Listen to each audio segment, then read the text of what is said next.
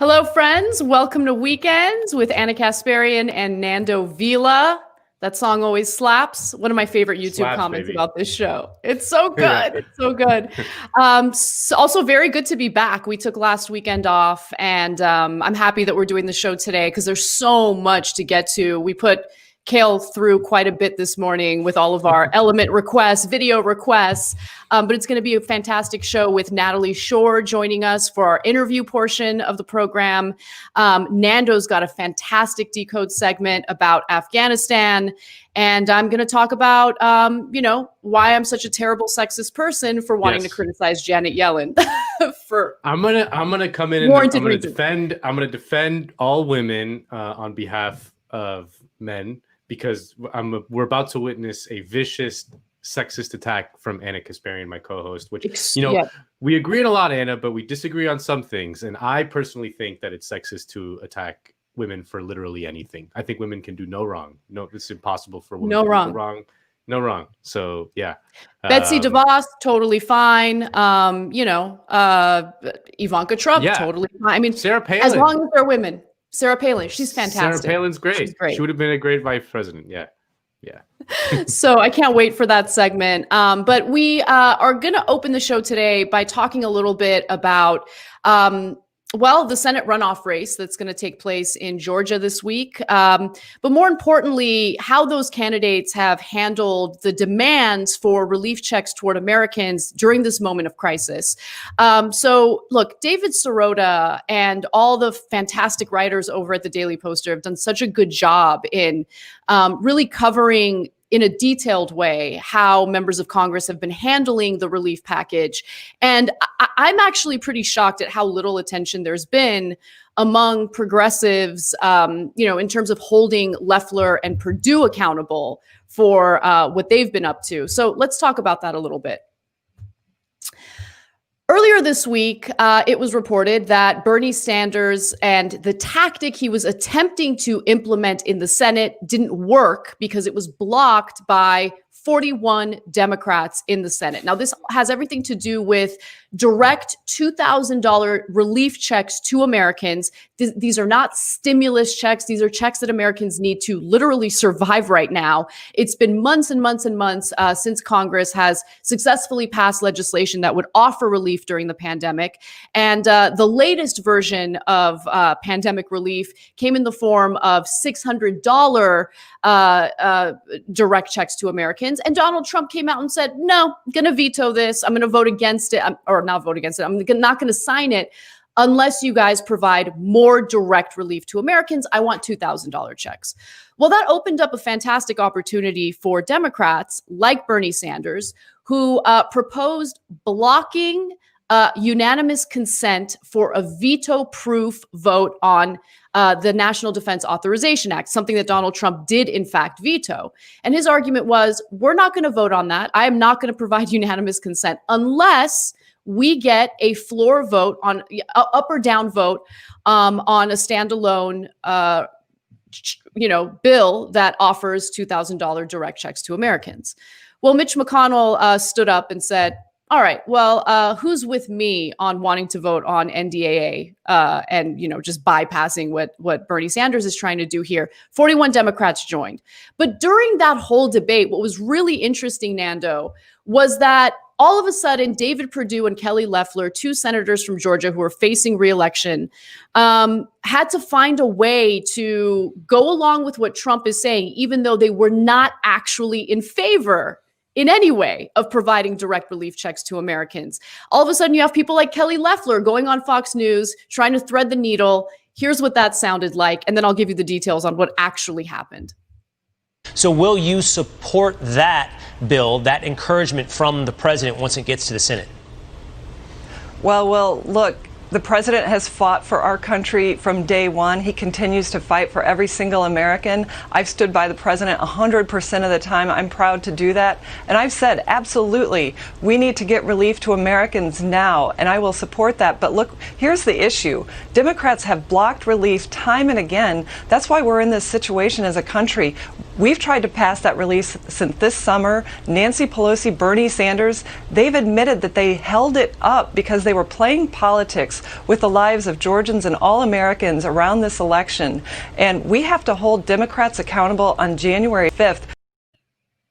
Now, obviously, she's lying about Democrats allegedly blocking the bill. The legislation had been blocked by Mitch McConnell over and over again. As we know, the HEROES Act passed in the House, months and months ago, but Mitch McConnell refused to bring it to a floor vote. Now, with that said, what happened with Loeffler and McConnell? Like in there, she claimed that she is supportive of what Trump is calling for. And as Sirota and Perez write in Jacobin and the Daily Poster, Senator Mitch McConnell may want to own the libs and economically punish his own destitute state by blocking the $2,000 checks. But an even bigger priority for him is holding on to his job as majority leader. But he can only do that if the Georgia incumbents win re-election. And they continue to write this, Nando. That means if Loeffler and Perdue publicly demanded passage of the $2,000 checks legislation, and if they explicitly aimed their criticism at McConnell for holding things up, it would almost certainly happen. But as we know, guys, it didn't work out that way. Kelly, Loeffler, and David Perdue weren't even present for when that vote happened on, Bernie Sanders' efforts to block the NDAA until they got a vote on the direct checks to Americans. It's just, this is how it played out. And I would like to see a little more emphasis on how the Republican Party is working against the American people. I mean, there's been a lot of discussion about forcing the vote when it comes to Medicare for all, with all of the ire directed toward progressive Democrats who are on our side. Let's also focus a little bit on what Republican lawmakers are doing to block actual relief to the American people. Yeah, I mean, it's been a kind of nail-biting few days over this $2,000 check issue, because I mean, weirdly, Trump opened up that political terrain. I mean, obviously, kind of like accidentally, he has no idea like how any of this stuff works. But there was a brief opening because I mean, once the Senate had agreed to a bill for $600 checks plus the $300 unemployment insurance expansion, that was that. That seemed like that was that, and that was it. That was all that was going to happen for at least the next 5 or 6 months. And but Trump opened up that terrain, and then there was this kind of like very, you had to like learn all these like very arcane inside the Senate rules about how our very insane parliament works. Yeah, I mean, ultimately we got nothing, or we're gonna get nothing, at least for now. I mean, it'll be interesting to see how it'll play out in the Georgia election. I mean, Mitch McConnell was in a kind of tight spot. Like, Trump put him in a tight spot by opening that terrain. I mean, the only reason why he agreed to the $600 checks in the first place is because he saw that Loeffler and Perdue's chances to win in Georgia were probably tied to them passing some sort of relief in the pandemic, and so he allowed like just the bare minimum, but Trump like kind of blew that up, and then he used every trick at his disposal to delay, like, not delay is not the right word, but like to mask the reality of what's going on, which is that they were never, they didn't want even the $600 in the first place, and they certainly didn't want to expand that to $2,000. I mean, I guess that the only, obviously the Democrats could have played probably harder. I mean, if they would have followed Bernie Sanders to the bitter end over this defense authorization bill, it's possible that it might have played out differently. Maybe they could have extended it to a few more days to really ramp up the heat on the Georgia election. I'm not sure how that plays out. I mean, I think the politics of this are so muddled at this point that it's hard to see how that plays out. But I mean, I certainly would have liked them to go to the bitter end. Yeah, can I jump in on that real quick, Nando? Because sure. I totally agree with you. And if you're to place the majority of the blame on any group of people, it would be the 41 Democratic senators who voted along with Mitch McConnell against the tactic that Bernie Sanders was trying to implement, right? And we're talking about Democratic leadership. We have Chuck Schumer, who voted along with Mitch McConnell on this effort.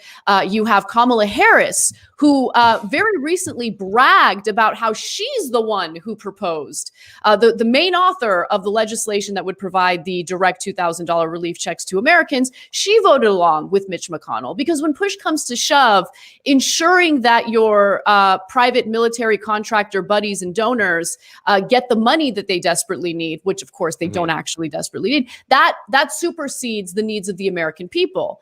And so that also goes to one other point I want to just quickly make.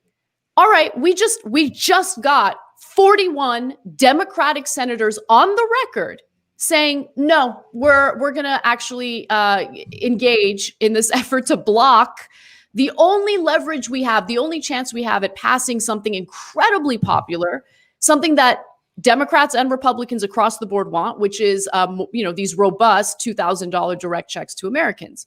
And so we have their names. We have them on the record. Now what? What? Where's the groundswell? You know why they were able to do that? You know why they were able to put their names on that effort? Because they don't fear us. They don't fear the left. They don't fear progressives. They don't fear anyone, to be honest with you. They don't fear anyone other than their own donors. So this shouldn't come as any surprise to anybody.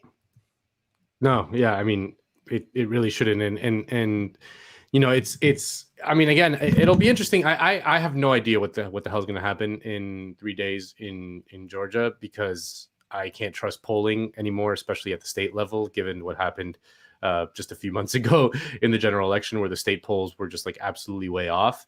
But I mean, it does seem that like the race has kind of coalesced around this issue, so it is kind of a test case to see whether voters will punish the incumbent Republican senators who, I mean, let's be clear, like, if the Democrats can't win these two races against like these two cartoon villains in the middle of this pandemic, you know what I mean? Like, they're the most cartoonishly villainous people that you can imagine. I mean, they profited off the misinformation that they were peddling in the pandemic. I mean, it's really, really disgusting. Kelly Loeffler was never even elected to the Senate. I mean, it should be kind of a slam dunk when you think about it, but I have no idea what's going to happen.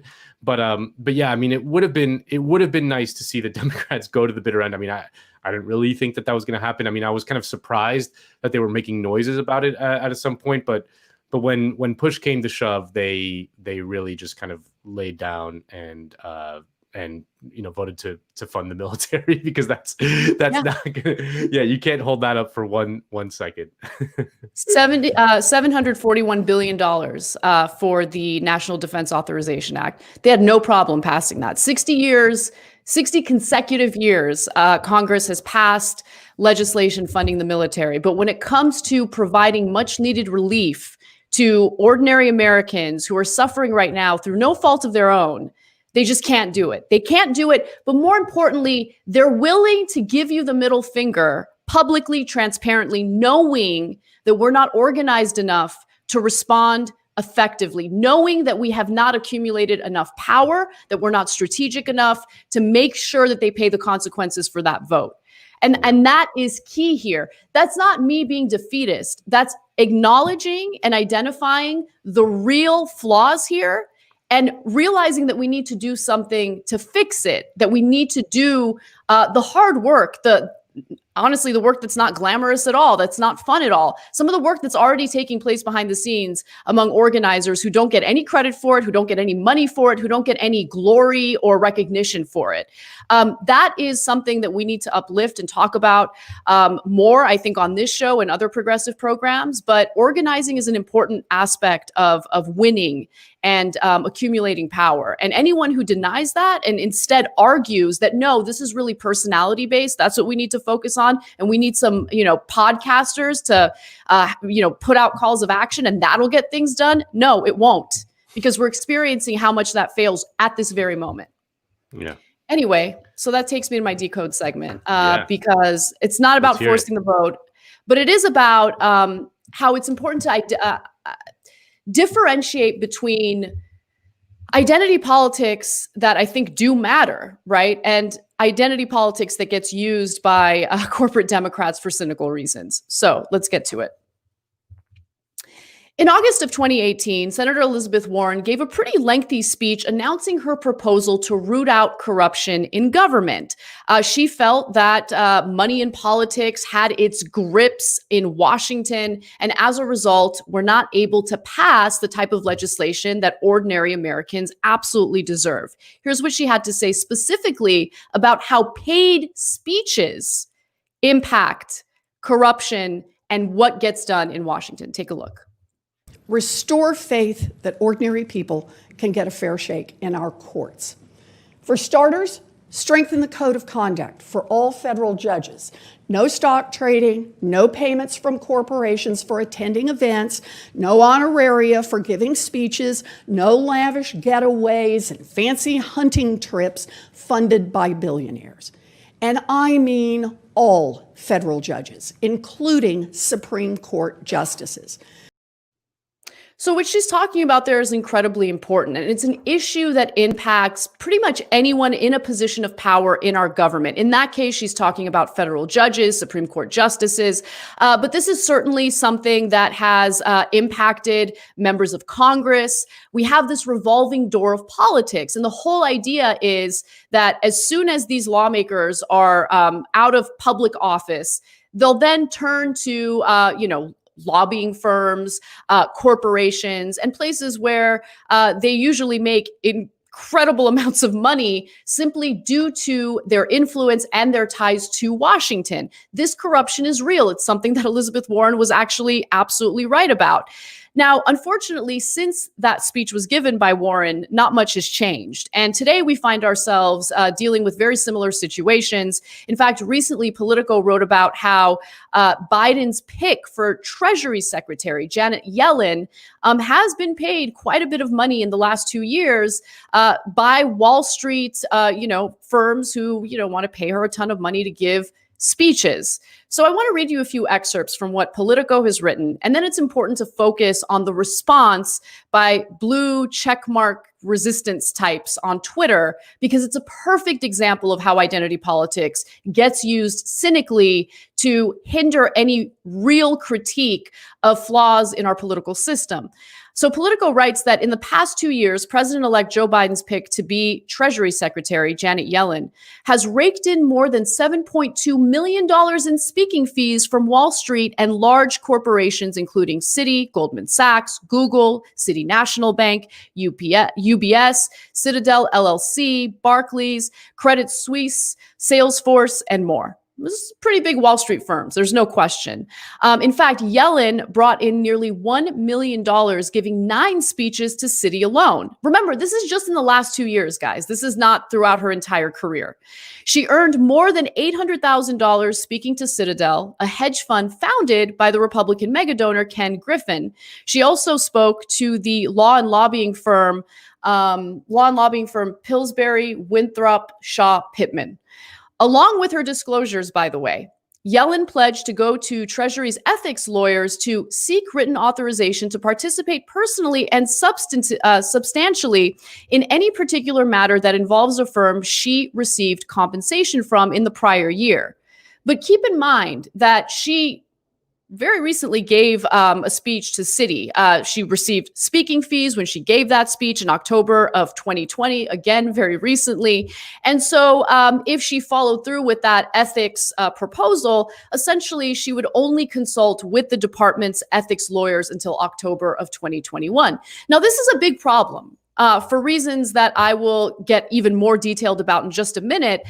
But apparently some don't feel that this is a problem. The same blue check marks on Twitter who are very much concerned about Donald Trump's conflicts of interest, violations of the emoluments clause, how the Kushners were still very much in business with real estate dealings while Kushner was serving as a top advisor to the president. All of those people who are concerned about all of those things are now suddenly saying, how dare you attack Janet Yellen this is misogynistic, as if the real critique here doesn't have any substance. And I think that's ridiculous. Let me give you some examples, starting with Matt McDermott, who's the VP of a political consulting firm. He says he's appalled by what he perceives as pure sexism, repeatedly chastising women, and only women, for harnessing their intellect and expertise to earn speaking fees is absolutely a misogynistic attack. It's also a remarkably hypocritical attack coming from journalists who themselves regularly earn speaking fees. Now, I agree with him about journalists earning speaking fees. It definitely matters where the speaking fees are coming from. And so I think that it's a nuanced situation. In this case, we're talking about a possible Treasury secretary getting paid millions of dollars, $7.2 million over the last 2 years. There's a clear conflict of interest there. That is a problem. And by the way, it's also not remotely true that Politico only focused on Janet Yellen. In fact, in that same article, there was some focus on a male pick by the Biden team, Anthony Blinken. Anthony Blinken, Biden's nominee to be Secretary of State, disclosed the clients he advised through West Advisors, the consulting firm he co-founded with other Obama administration alumni. Those clients included the investment giant Blackstone, Bank of America, Facebook, Uber, McKinsey & Company, the Japanese conglomerate SoftBank, the pharmaceutical company Gilead, the investment bank Lazard, Boeing, AT&T. I mean, the list goes on and on. The Royal Bank of Canada, LinkedIn, and and Sotheby's auction house. So the list goes on and on. More importantly, to all the critics, there was emphasis on a male person who's tied to the Biden team as well. But that was left out of the criticism that McDermott put out there.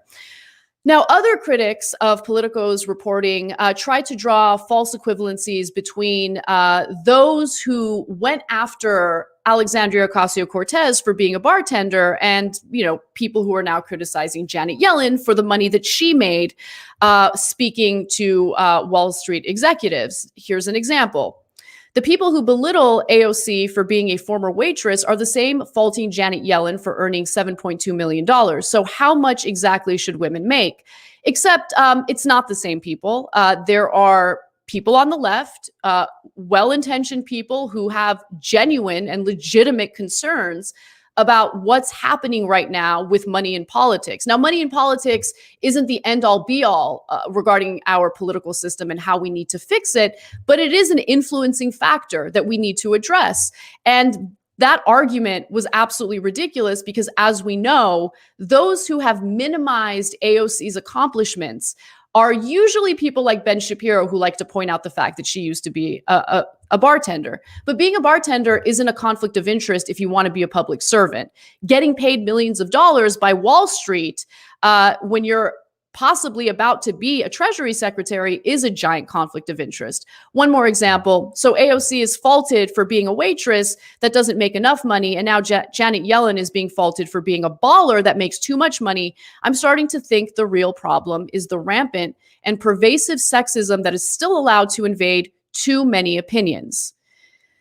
So I do want to address that because, again, this isn't about how much money Janet Yellen has made. If Janet Yellen had made, I don't know, $1 million the way Bernie Sanders did by writing a book after running for president in 2016, that was well-earned money. That's not a conflict of interest. That has nothing to do with how he performs his job. It wouldn't have anything to do with how Janet Yellen would perform her job. But that's not the case here. This isn't about the amount of money she's made. It's about how she's made it.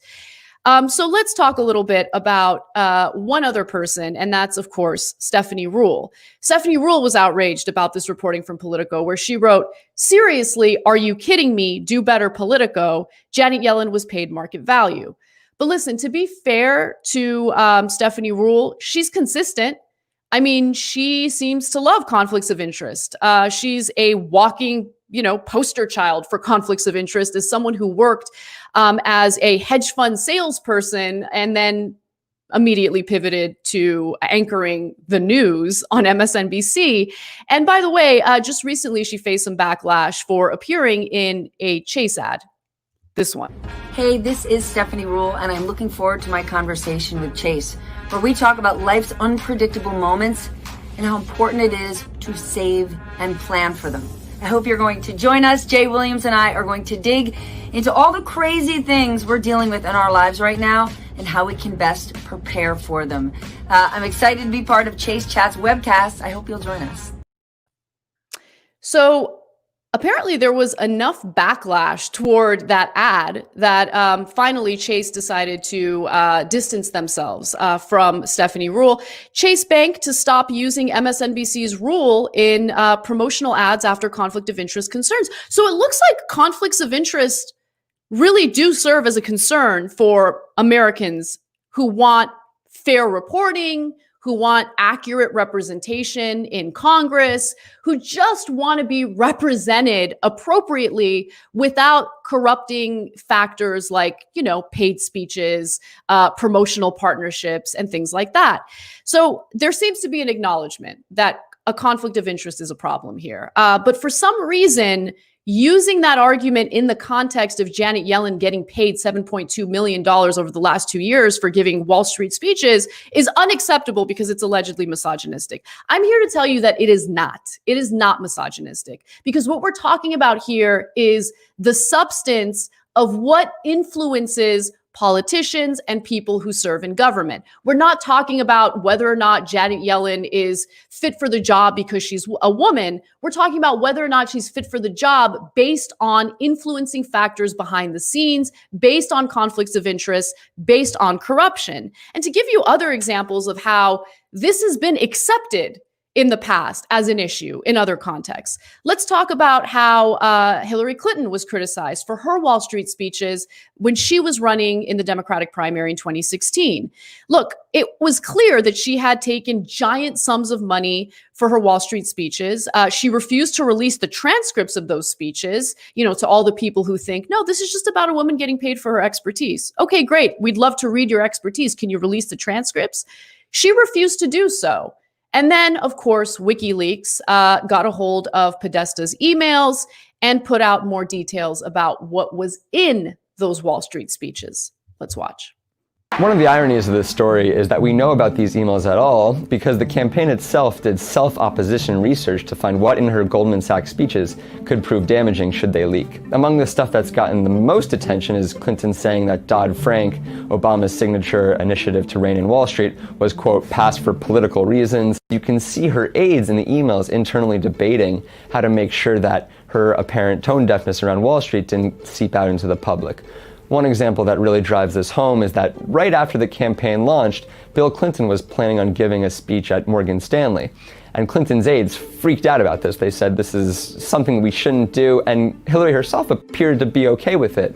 Now, again, if you are a Clinton fan, you probably don't think that's a big deal. You probably think that Clinton and her husband can march into Wall Street, say what they need to say, collect the money, and not change their viewpoints at all. I have never, ever been influenced in a view or a vote by anyone who has given me any kind of funding. But it does speak to, I think, something that we've long suspected, which is that Hillary herself doesn't really see the political ramifications for appearing close to Wall Street, or doesn't care.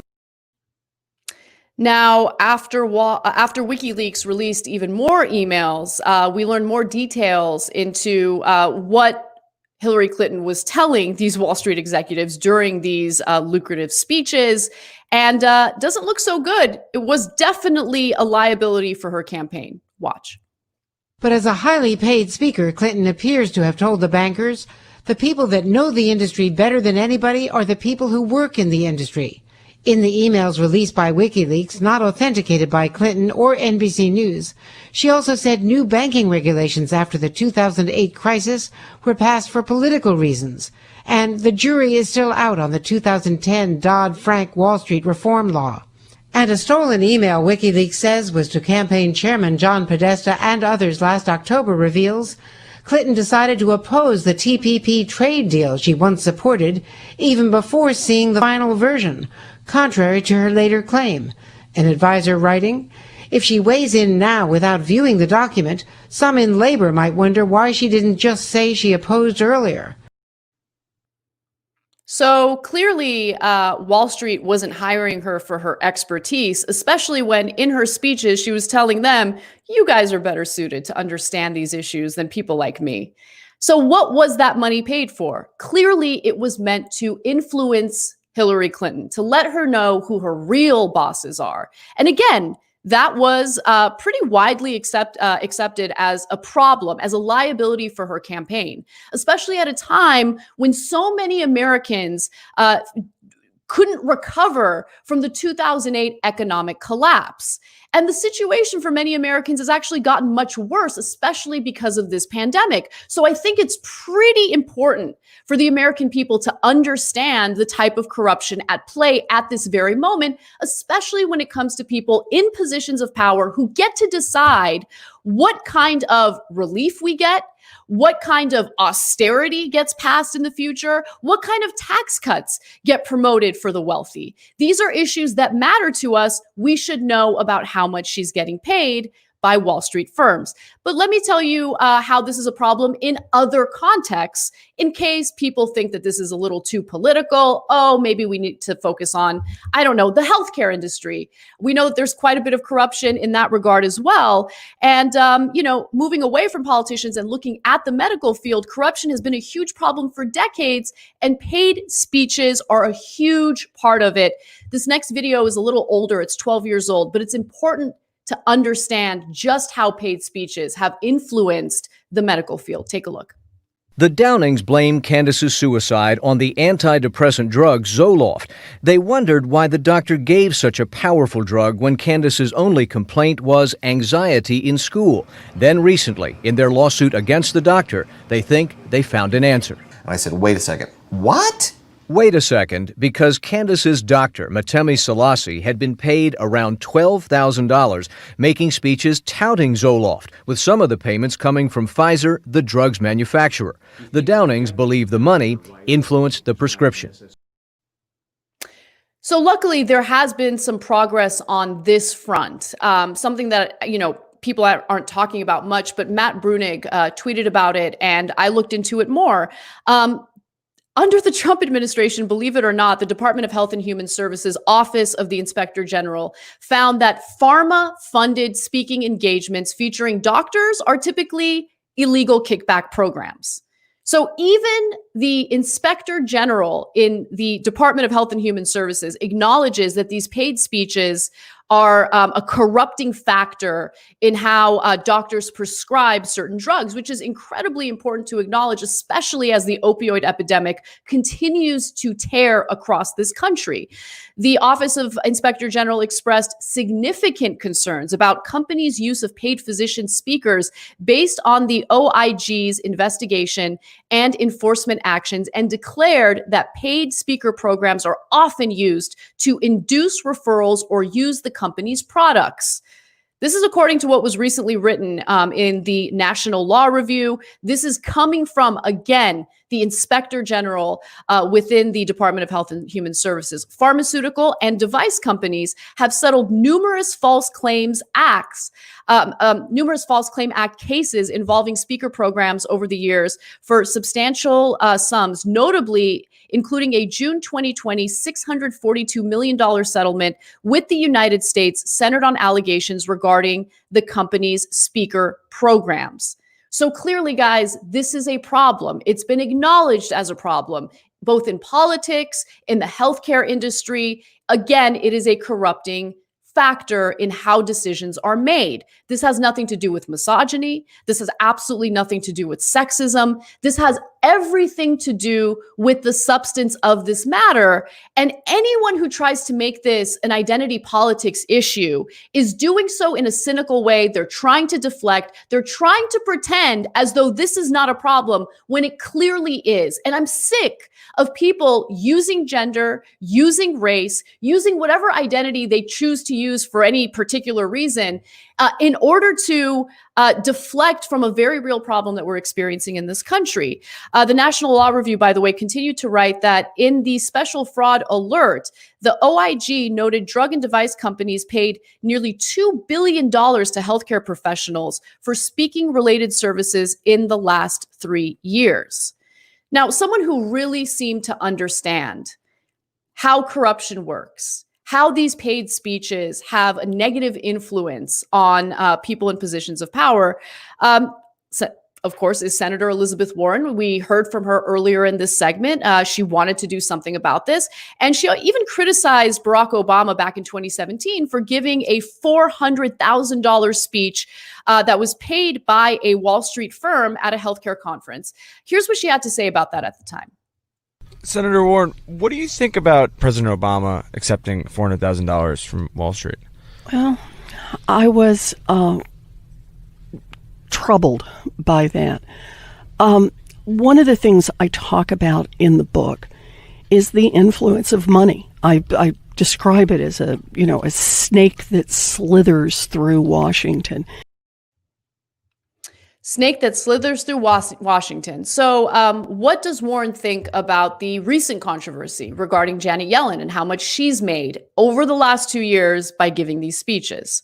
Well, Politico concluded its report by saying a spokesperson for Senator Elizabeth Warren, who has been critical of the revolving door between government officials and corporations, did not immediately respond to a request for comment. The progressive Massachusetts senator previously called Yellen an outstanding choice. I just want to reiterate, this has nothing to do with sexism. This has everything to do with what influences people in positions of power. This is a conflict of interest. It's a real problem. Has nothing to do with any identity, has everything to do with ensuring that we keep our lawmakers and members of Biden's cabinet as honest as we possibly can. Now, that's an incredibly difficult thing to do, as we've learned throughout the years, but it doesn't matter. What matters is that people are educated about what's going on behind the scenes. It's important for people to understand what kind of flaws we have in our system. That way we can identify those flaws and actually work to change them. And the people who are trying to stop us from doing that are people who cynically use identity politics to deflect from the very real problems that we're experiencing in government today.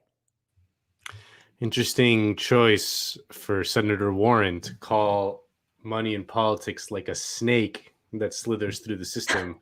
You know, I was led to believe just a few months ago that using that kind of terminology was problematic by Elizabeth Warren herself. This issue is it's remarkable to me, and it shows how far to the right American politics has become. Like we talk a lot about polarization, and the sort of conventional wisdom line on polarization is that the parties are kind of moving away from each other, and that's not true. Both parties are moving to the right. They're just kind of sorting themselves out into very distinct camps, because it used to be, with the issue of things like money in politics, it used to be that the standard liberal line was that you did not need a piece of paper that showed a literal quid pro quo in which someone was like, I believe in taking down the banks. Here's $1 million. I believe that the banks are, you know what I mean? Like what Hillary Clinton is saying there, that sort of incredibly narrow definition of like, I've never changed one of my views in exchange for money. That's like, think about how narrow that is. And it just used to be that the line of the liberal line was like, even the appearance of the corruption was enough, because it's never the case that it's like they take some like firebrand reformer and then pay him off, and then they kind of turn into a complete shill.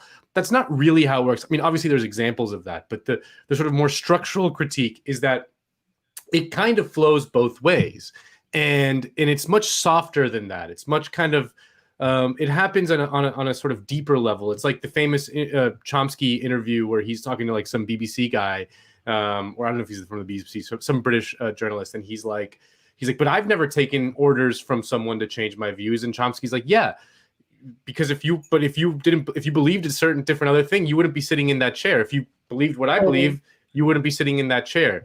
And that the system that you're talking about is the one that enforces that kind of thing, right? That enforces an ideological discipline from these people. I mean, that's like, Hillary Clinton she's not being paid off to change her views on anything. She's being rewarded for her views. If that makes sense? And that sends a message to everyone else that if you have these views, you too will be rewarded. So that's how the corrupting influence works. It's not like here's a piece of paper, change everything you believe in to adhere to these principles. It doesn't work like that. Yeah, no, you're absolutely right about that. And also, I mean, so yes, the money gets paid to like-minded individuals, but then on the back end, you also have to acknowledge that someone like Hillary Clinton, most people in general, are not going to want to bite the hand that feeds after the fact, especially knowing that that is, a lucrative source of income for you, and is likely to be so when you're no longer serving in government, right? Because that revolving door is an issue. Like the revolving door, when you look at Crowley, the person that AOC beat in New York, what did he do immediately after losing to AOC? He went and started working for a lobbying firm where he's paid handsomely, right? Because they want to do something. They want to earn money after the fact. And so a lot of them end up being lobbyists. A lot of them end up serving on boards of giant banks, all sorts of things that are lucrative and work against us. But that kind of thinking, again, corrupts their decision-making when they're supposed to be serving us. And so, yeah, it is a huge problem. And to just simply brush this off as, it's a misogynistic attack. Come on, please, you guys do better. You guys need to do better. Yeah. And I hate saying that they're intentionally doing it to kind of clear Yellen's name here, but some of them are. I think it's definitely cynical. I think there are some people who want to be good people. And so once they see that people are arguing that it's misogynistic, they'll get scared and say, yeah, it's definitely misogynistic. But no, people have been criticizing both men and women who engage in this kind of behavior. This is not a female situation. This is not a misogyny, story about misogyny. It has everything to do with, again, corruption, conflicts of interest, and what we need to do to acknowledge it and fight it. Anyway, that was a long segment. Sorry, I just had a lot to say about it because I can't stand, and I've experienced it firsthand when it comes to, let's say, progressive candidates who want to challenge incumbent corporate Democrats. First thing you see by establishment press and corporate press is ridiculous, defamatory attacks alleging that the progressive is sexist or is racist or is mean to his or her workers, like whatever they can think of to smear that person. But at the end of the day, this isn't about identity politics. This is about, again, doing something to root out the flaws that we're seeing in our system. And I'll stop talking now. Nando. No. Go ahead. Take it away. Go off, Queen. That's what I tell. That's why I tell Janet Yellen to defend her when she's speaking to Wall Street. Well, anyway, so guys, I don't know if you noticed, but it's a new year. We're officially in a new year. We finally left that dumpster fire known as 2020, and it's a brand spanking new 2021, which means that it has now been 20 years since the United States invaded Afghanistan as retaliation for 9/11. Osama bin Laden, the mastermind of 9/11, is long gone. His body dumped into the sea way back in 2011, 10 years ago now. I remember it like it was just yesterday. Yet the U.S. troop presence in Afghanistan remains, and the Taliban is as powerful today as at any point in the last 20 years of war. Now, we've all kind of forgotten about Afghanistan for somewhat understandable reasons. At this point, the arguments are all the same, and it's been sort of a low hum in the background of the discourse for many, many years now. But a couple of weeks ago, The Intercept dropped an absolutely terrifying expose that should have sent shockwaves around the world. A shocking expose out today in The Intercept reveals CIA-backed death squads in Afghanistan have killed children as young as 8 years old in a series of night raids, many targeting madrasas, Islamic religious schools. In December 2018, one of the death squads attacked a madrasa in Wardak province, killing 12 boys, the youngest 9 years old. The killers are believed to be from a CIA-trained and funded paramilitary unit unit known as 01. The United States played key roles in many of the raids, from picking targets to ferrying Afghan forces to the sites to providing lethal air power during the raids. That's right. The CIA is training death squads who are purposefully murdering children in Afghanistan with full U.S. support. And the timing of this is kind of interesting because on December 17th, the day before The Intercept published their bombshell report, the New York Times published a hilarious op-ed by a former military intelligence officer named Elliot Ackerman with a headline that read, "The Afghan war is over. Did anyone notice? The troops are staying, but we can declare an end to our forever war." The key phrase there, of course, is "the troops are staying." Well, Andrew Quilty's report in The Intercept shows just what the role of the American presence in Afghanistan really is. I actually spoke to Andrew a couple of days ago. My name's Andrew Quilty. I'm an Australian photojournalist based in Kabul, Afghanistan, and I recently published a story about the CIA's Afghan death squads for The Intercept. And his story centers on a series of religious schools known as madrasas that were being targeted by these CIA-backed death squads. Now, nominally, they were targeted because they're accused of being hotbeds for Taliban recruitment, but in actuality, most of these students were children under the age of 16.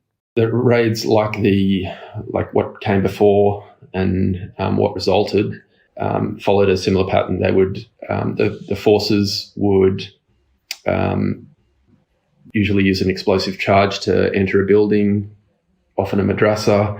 They would enter the building and they would often execute, massacre a proportion of, if not all of the students inside at the time. Now, Andrew was able to document 10 such raids with at least 51 civilian victims. This is from his piece in The Intercept. In most cases, men and boys as young as 8, few of whom appear to have had any formal relationship with the Taliban, were summarily executed. Some died alone, others alongside friends and family. Several raids were accompanied by airstrikes or, in at least one instance, the detonation of hand-laid explosives targeting structures known to be occupied by civilians. This is the CIA training these groups and then working with them outside of the chain of command of both the U.S. military and the Afghan military. They're completely independent, and they are specifically targeting children in schools. Andrew tells the harrowing story of one man who lost his 2 sons. Mahmoud was the father of 2 boys who were killed in a raid in the district of Nurh, again in a madrasa. They were 8 and 9 years old, respectively, and they were among 12 students of the madrasa who were killed in one night in December 2018. The family lived about an hour's walk from the madrasa. And Mahmoud's 2 boys would walk there at the start of each week and stay there for the 5 nights of the working week in the madrasa dormitory. At the same time, Mahmoud would travel to Kabul, which is about a 3-hour drive from his home, and he would resell construction supplies, which he received in bulk from Pakistan and India. They lived a very modest existence. Before Mahmoud left for Kabul that week and before the boys left for the madrasa, the boys both asked him if he could buy them new shoes while he was in Kabul. It was 2 or 3 mornings after that Mahmoud received a call from his wife from home in Nurh district. And she didn't explain exactly what had happened, but she was clearly panicked, and very obviously upset. So Mahmoud locked up his shop in Kabul immediately and jumped in a taxi and headed back to the village in Wardak. Before he left Kabul, he stopped at a bazaar that sells clothes and shoes, and he bought 2 pairs of shoes for his boys, and then proceeded on for the rest of the way into Wardak. And so he went directly home. He didn't at this stage know what had happened at the madrasa. So he went directly home, where he found his wife and a number of other family members and other men from the village crowded around his two sons, aged 8 and 9. And as he described, and as was clearly evident in his manner and his behaviour, he'd kind of lost his mind ever since then, and he didn't make any distinction between the Afghan government and their security forces and the Americans. He saw them as all equally to blame. And ever since then, he had started lashing out at any moment that he came across Afghan security forces, whether they be police or army. And he said to me, and this was quite common among the survivors, among the surviving family members of these, of the victims of these raids, that he wanted revenge, and that's all that life was about for him from the moment that he saw his boys dead on the floor of his home. And in fact, he said his heart wouldn't rest until he got revenge. This man's two boys were just two more victims out of the more than 150,000 total deaths in Afghanistan since the U.S. invaded in October of 2001, according to a recent study by Brown University. And it's worth stepping back for a moment and unpacking what is going on in Afghanistan, because as we know from the Afghanistan papers, everything that our leaders have told us about that war for the last 2 decades is essentially a lie. I'm going to start with what the Washington Post is calling the Afghan papers. That's right. We didn't know what we were doing, devoid of a fundamental understanding of Afghanistan. If Americans knew the magnitude of this dysfunction, these are just some of the statements, Eve, coming from a 3-star Army general, 2 government interviewers in 2015 about the war in Afghanistan. That's being reported by the Washington Post, who obtained this information under the Freedom of Information Act. The war in Afghanistan, the U.S.'s longest ever running war, one of the most expensive to date, costing about $1 trillion. And what we discover is that U.S. officials lied about winning the war in Afghanistan during its 18-year campaign. It spent more money and spent more troops when it knew pertinently that it was losing that war. That's right. The mightiest empire in the world has spent over $1 trillion over 20 years to try and defeat the Taliban. Yet, as Richard Lockman points out in an article for Jacobin's sister journal, Catalyst, in 2017, General John Nicholson, the new American commander in Afghanistan, stated without irony in testimony to the Senate Armed Services Committee, quote, "Of the 98 U.S. designated terrorist groups globally, 20 operate in the Afghanistan-Pakistan region. This is the highest concentration of terrorist groups anywhere in the world." So, in other words, Nicholson pointed out that the number of terrorist groups has increased the longer the U.S. has remained in Afghanistan. And since that is the place where the U.S. has fought its longest war, Afghanistan now has the highest concentration of terrorist groups in the world. So 20 years ago, we went to Afghanistan because they were harboring terrorist groups like Al-Qaeda, but now there are more terrorist groups there than ever before. In that article, Lockman posits the question, how can we explain this dichotomy between unparalleled military advantage over all rival powers and a virtually unblemished record of military defeat since the end of the Cold War? And how has a strange mix of great military capacity and inability to use that power to attain military victories affected America's ability to maintain geopolitical hegemony? Save for a couple exceptions, the United States military has essentially lost every war it has fought since World War II, despite having overwhelming military power compared to its rivals. And according to Lockman, this is due to 3 main factors. First, the Pentagon directs its ample budget towards purchases of complex, high-tech weapons, which are designed to fight wars against the Soviet Union, Russia, and China, rather than on cheaper and simpler weapons and training for troops in the tactics needed for the sorts of counterinsurgency war the U.S. actually fights. So basically, a huge chunk of the vast military budget goes to these big, powerful toys, like the infamous F-35 jet, which are mostly useless when fighting the kind of irregular wars the U.S. engages in. The second factor, according to Lockman, is opposition by the American public to significant American but not foreign casualties, an aversion that developed as part of the growing resistance during Vietnam and after to U.S. aggression abroad, forces the adoption of war strategies that limit interactions between American soldiers and war-zone civilians, reducing the possibilities of accumulating the intelligence and local goodwill necessary for winning counterinsurgency wars. And this is why we see things like these CIA-trained death squads. Instead of having American boots on the ground fighting the insurgency, better to train locals to do it with American support. And third, and this one is really the crucial one to me, local populations are further alienated by the U.S. government's turn in the 21st century to a form of plunder neoliberalism in the country it invades. This reduces opportunities for local elites to enrich themselves and therefore makes it almost impossible for the U.S. to enlist reliable local allies.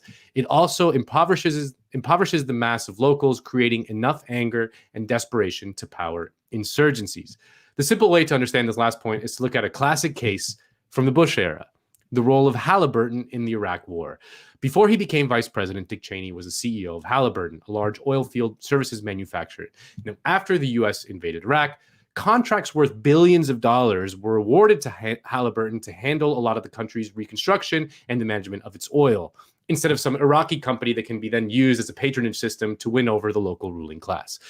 This was a case of the U.S. empire doing what Lockman calls neoliberal plunder. It invades another country and then essentially privatizes a large part of its state assets and hands it over to a U.S. firm rather than allowing a local chunk of the native population, usually respected elites, to enrich itself as part of its collaboration with the American invaders. So the situation in Afghanistan right now is quite thorny.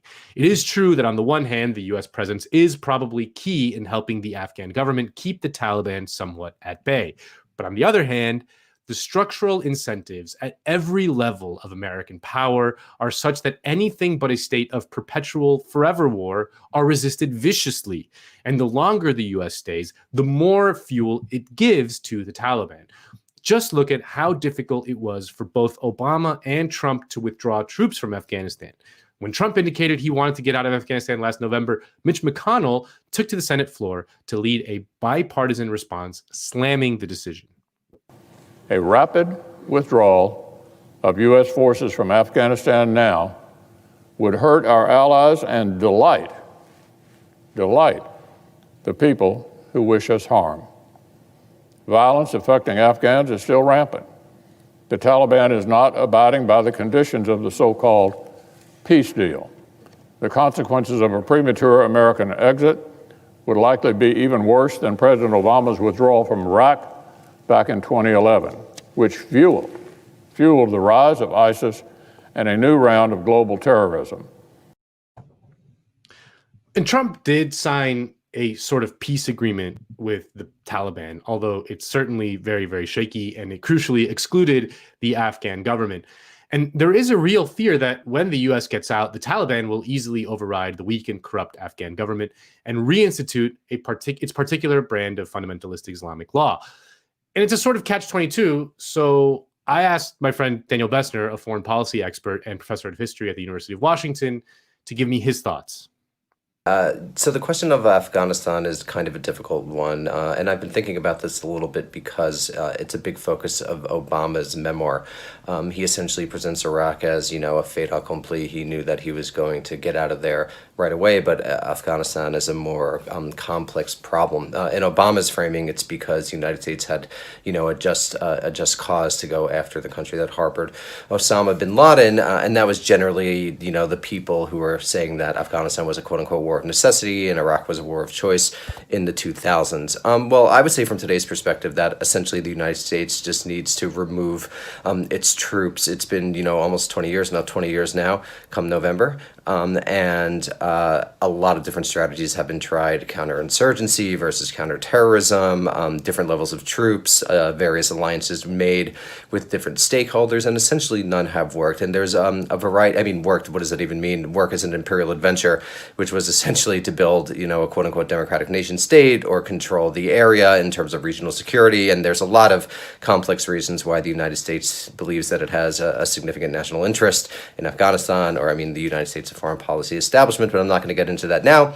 But just to say that it's essentially, in my opinion, the fact that the United States should leave the country. Now, the question does arise about what is the quote-unquote United States' responsibility to a country that it destroyed, for 2 decades. And I think those are that's an important issue that can't just be ignored. It probably has to come in some form of redistribution, material redistribution to the area, but also the United States basically removing the imperial structures of empire that it has developed over the course of the last several decades, of essentially occupying and being militarily involved in Afghanistan. So there's a lot more to the issue, but that's essentially my general take, is that the United States needs to leave as soon as possible. At the end of the day, the U.S. should not be imposing itself on the world through force. This does not mean that we should be advocating for a policy of pure isolationism. Instead, we should think of a new internationalist foreign policy in which we provide genuine aid and support for working people, rather than dropping bombs and plundering their national resources. We should be thinking of trade agreements, for example, that protect workers and the environment in other countries rather than corporate interests. We should stop fueling senseless violence in the name of stopping terrorism or the drug trade. All of those things are worthy goals. But the first step in that is that we have to pull the US military machine out. Whenever there is a debate over something like Afghanistan or Syria or whatever, people can come up with theoretical ways in which a powerful country like the US could theoretically use its military to end the conflict and bring peace. But unfortunately, you go to war with the military machine you got. And as we've seen time and again, the American war machine is structurally built in a way that only makes matters worse. Since the US launched its global war on terror 20 years ago, millions of people have been killed. Tens of millions have been displaced. And we can tie ourselves into not justifying any one discrete military action, but the big picture remains, and that is one of unfathomable death and destruction. And we've got to stop it as soon as possible. Nando, you're so comprehensive in your decode segments that it's hard to add anything to what you say. But just briefly, there were a few things I wanted to just quickly mention, including knowing this context. When you listen to someone like Secretary of State Mike Pompeo give a speech where he pretends to care about human rights abuses in places like China, in places like Iran. Now, that's not to say that human rights abuses don't exist, right? And I think people who make that argument in good faith should be listened to. However, Mike Pompeo and people like him usually point to those so-called human rights abuses to specifically justify U.S. intervention, and more importantly, their efforts to further destabilize regions of the world. So, I mean, we're seeing it happen in Afghanistan right now. You bring up the point, Nando, about how the counterinsurgency efforts have failed, and it's actually led to, more of these groups popping up in places like Afghanistan.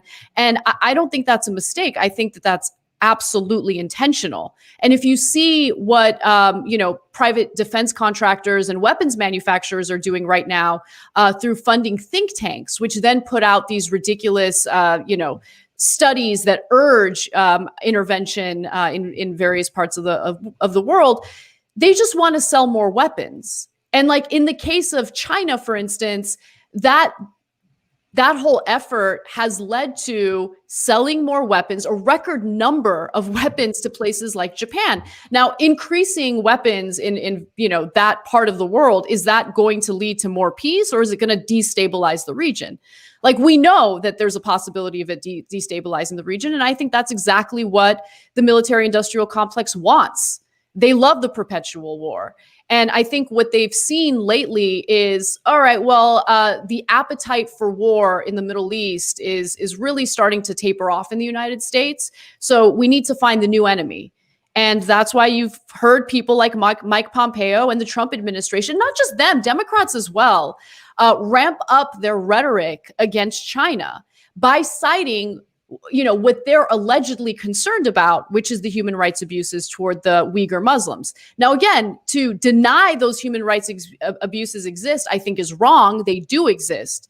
But it's also important to point out how those talking points are utilized in bad faith by people like Pompeo to justify our involvement in that region. The United States selling weapons to India and Japan. Like, that's what they do. That's the real motivating factor when it comes to those tied to the corporations that make money off of war. So again, I just think it's the point. It's not the bug, it's the feature. Destabilizing these regions, having a failed counterinsurgency effort, like that's all, I think, part of the plan. I know I'm being a little speculative, but when you look at the actual private interests involved and the material gains involved for corporations in the United States, it makes a lot more sense. Yeah, and the thing that was remarkable to me about this was just the complete silence from the rest of the media. When I was researching this segment, the only outlets that really picked up this Intercept story were TYT and Democracy Now. We had to hit up NATO and make sure that our NATO funders were okay with us covering this story, and they gave us the green light. So, obviously, I'm kidding. I'm not funded by NATO, but this is an important story. I know. It's an important story. But complete silence from the media. Not a single, NBC News didn't pick it up. CBS didn't. None of them picked it up. The New York Times hasn't picked it up. Nothing. It is a truly horrifying. Like, if you read the story in The Intercept, it's absolutely breathtaking. And it's incredibly detailed in its reporting. They clearly were very, very careful with this and spent a long, long time verifying everything. They talked to hundreds of people in a very remote part of the world. Andrew himself has lived in Afghanistan for 7 years. He knows the region well. This wasn't just some fly-by-night journalist who came in and talked to a couple people, then made this. This was a very, very carefully done story, and it just got no attention. And then you compare that to last summer, when there was a very incredibly speculative report citing anonymous U.S. intelligence officials about Russians supposedly paying Taliban fighters to kill U.S. soldiers, and how that was covered in the U.S. media. And you start to see how these structural things play out, how how our war machine kind of can fire up every structure of society when it kind of needs to. And the new thing now is that Trump is just releasing kind of quote anonymous intelligence sources saying that China is now paying Taliban soldiers to kill American. It's absolutely wild. All that stuff is not absolutely zero corroboration. It just comes from anonymous U.S. intelligence sources. There's nothing to show that this is actually true. This story talked to people on the ground, eyewitness accounts, family members, friends, people. They went to those places and have actual evidence of these atrocities taking place, and just zero pickup from the media. It's really, really, really remarkable, and just a classic case study in how the media in this country operates as a sort of propaganda wing of the ruling class, certainly, but especially the military-industrial complex. Absolutely. All right. Well, our guest for today has been incredibly patient, and I want to bring her on because we're going to have a fantastic conversation about how the left can strategize to accomplish some policy goals. Joining us now is TV producer and writer whose work has appeared on The Atlantic, Slate, Pacific Standard, and Jacobin, Natalie Shure. Natalie, thank you so much for taking the time to come speak with us today. Thank you so much for having me. So I'm really excited because I love following your work, and I've been meaning to have a discussion with you on TYT, but it's great that you're here with us on Jacobin. And you've been pretty involved in the debates that have been taking place very much online regarding a floor vote on Medicare for all. And I wanted to start off with a question that's kind of related. It has to do with a vote that just took place in the Senate. 41 Democrats voted to block Bernie Sanders' effort to demand that the Senate have a vote on $2,000 direct checks to Americans as part of the relief package. Again, 41 Democrats voted along with Schumer to block Bernie's effort in doing that.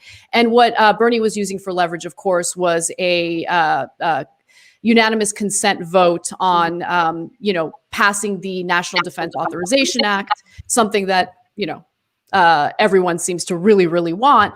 Democrats voted against Bernie in that effort.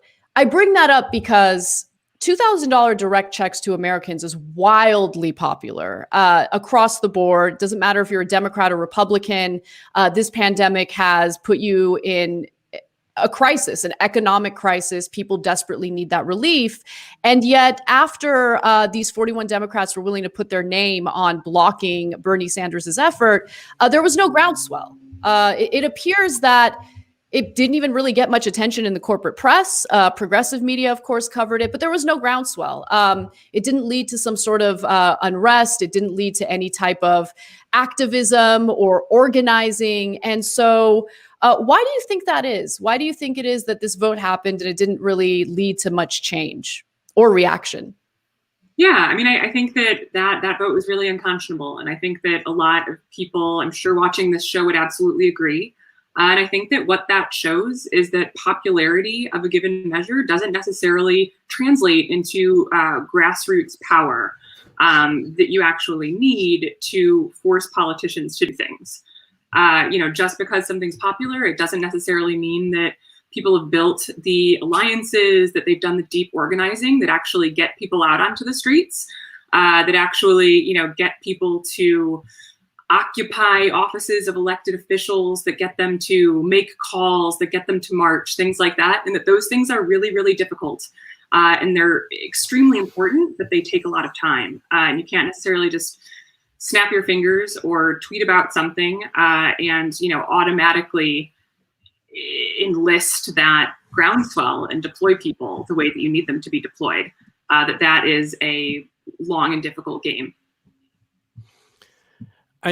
One thing that struck me throughout this whole debate, and it's something that I mean, when it first kind of happened, and I just when it first started, and I saw this proposal, I was relatively agnostic towards it in the sense that I was like, this is some sort of like very insidery maneuver that may or may not be positive, or like it didn't strike me as anything that important or anything that was going to move the ball in any direction that meaningfully. But one thing that struck me was that a lot of people that have been involved in the fight for Medicare for All at the organizational level for many years, people like yourself, you've written tons on healthcare policy over the last few years. Your husband Adam Gaffney as the head of the PNHP for several years, the DSA Medicare for All caucus.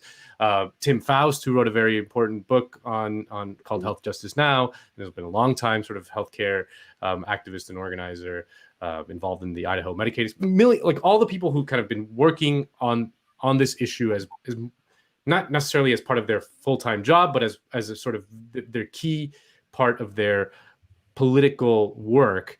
We're not like very enthusiastic about this particular tactic, and have sort of talked about the need for a different kind of organizing strategy. And I guess I just wanted to ask you, as one of the people who have been a long time healthcare both expert and activist, what does that look like? What does that kind of organization look like?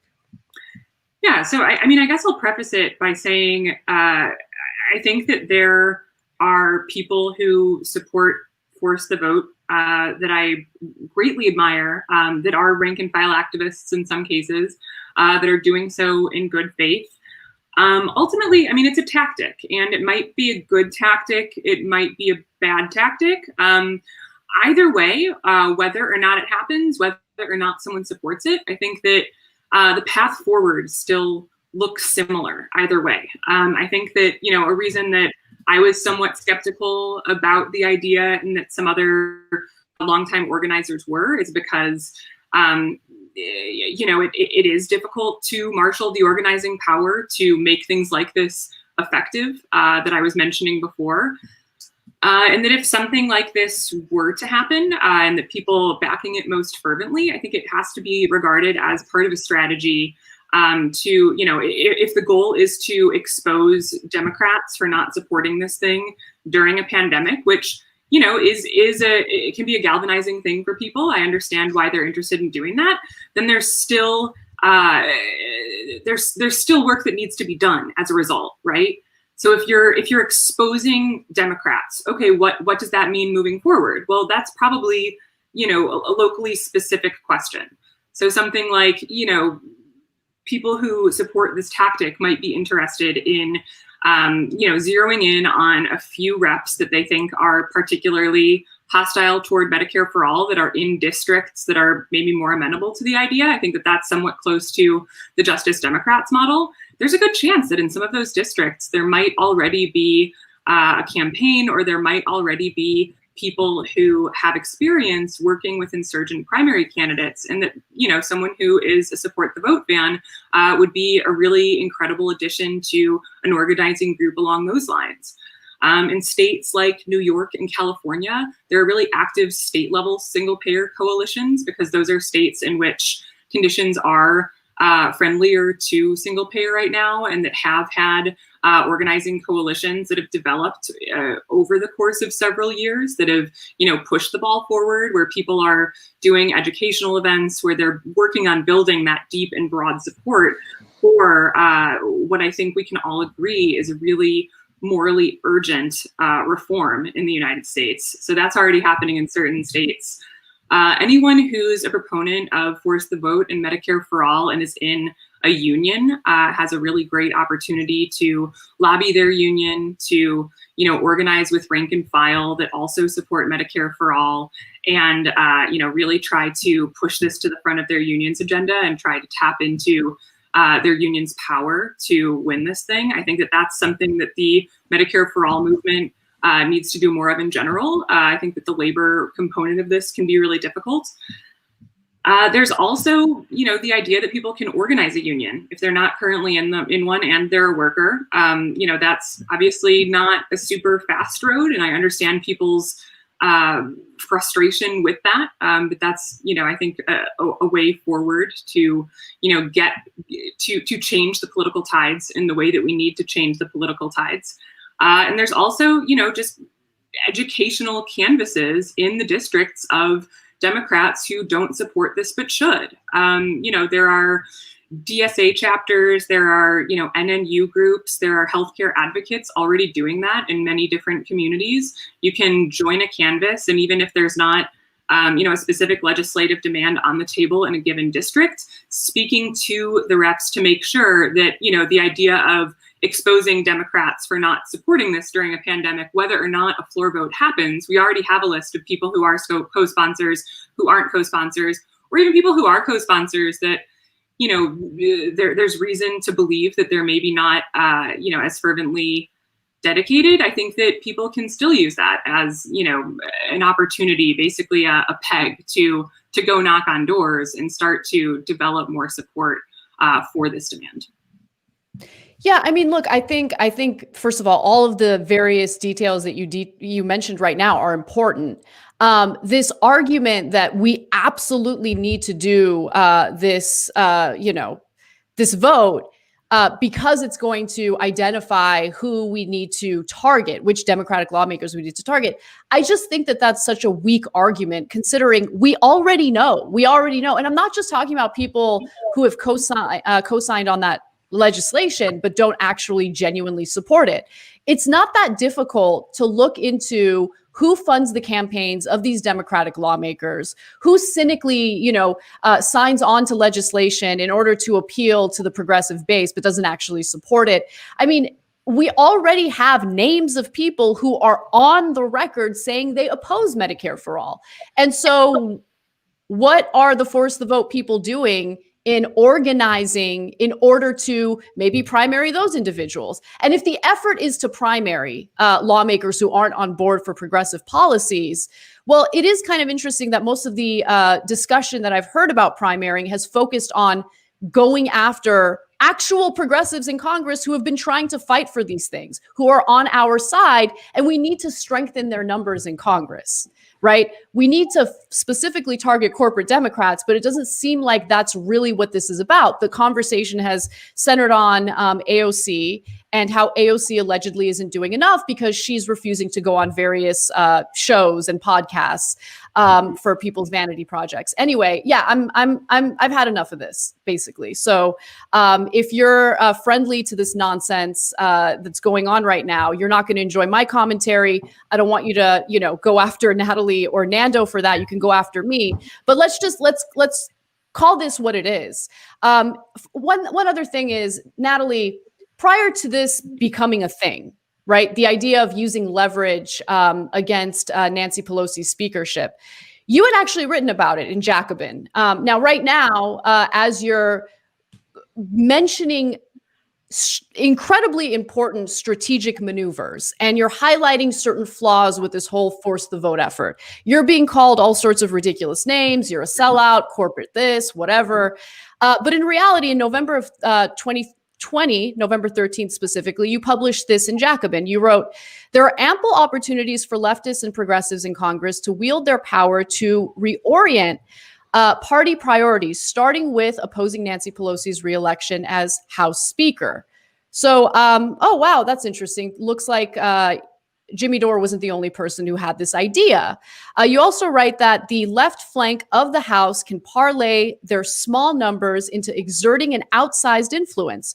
While this coalition's power stems largely from its ability to marshal media attention and outside support, they'll soon outnumber the margin of majority held by House Democrats, who lost several seats in an election seen as a shocking disappointment down ballot. Opposing Pelosi's reelection as Speaker would be an early opportunity to test the concept, apply pressure, and win concessions if they come up short, the same way a smaller and weaker group of progressive legislators did in 2018, brokering key committee assignments for their votes and turning congressional hearings into agitprop.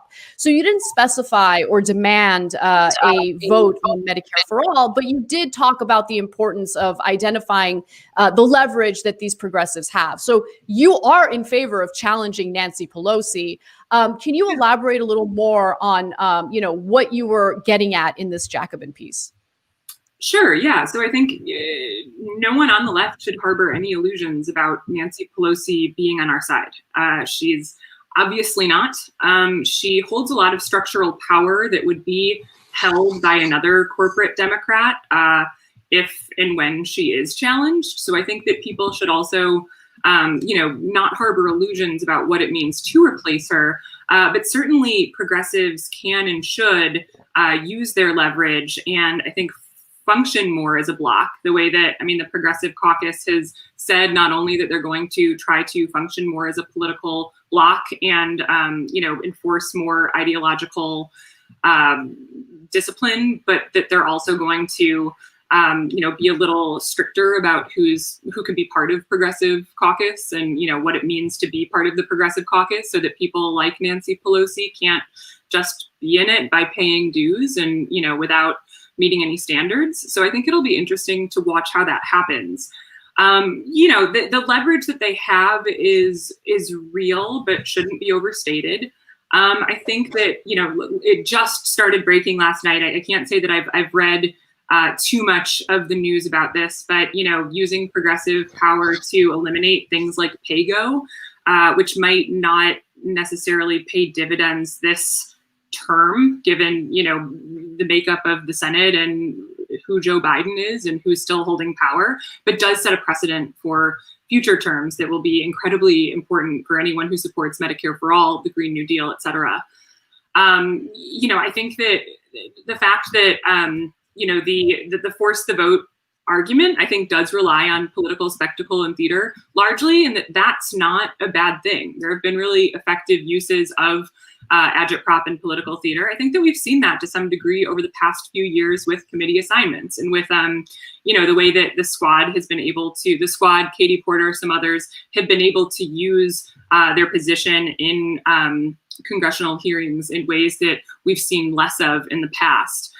They also used leverage last term to get hearings on Medicare for All that are entered into the congressional record, which I think have also been important elements of political theater. Most importantly, Nancy Pelosi right now is almost certainly going to become the next speaker because we don't have an alternative. We don't have a campaign with the numbers. When I say we, the progressive left and certainly the more progressive left members in Congress haven't rallied behind an opponent yet, and they should definitely start thinking about that very soon, so that they are able to, counter someone like Hakeem Jeffries, who is discussed as, the heir apparent whenever Democrats next control the House. Can you explain what PAYGO is?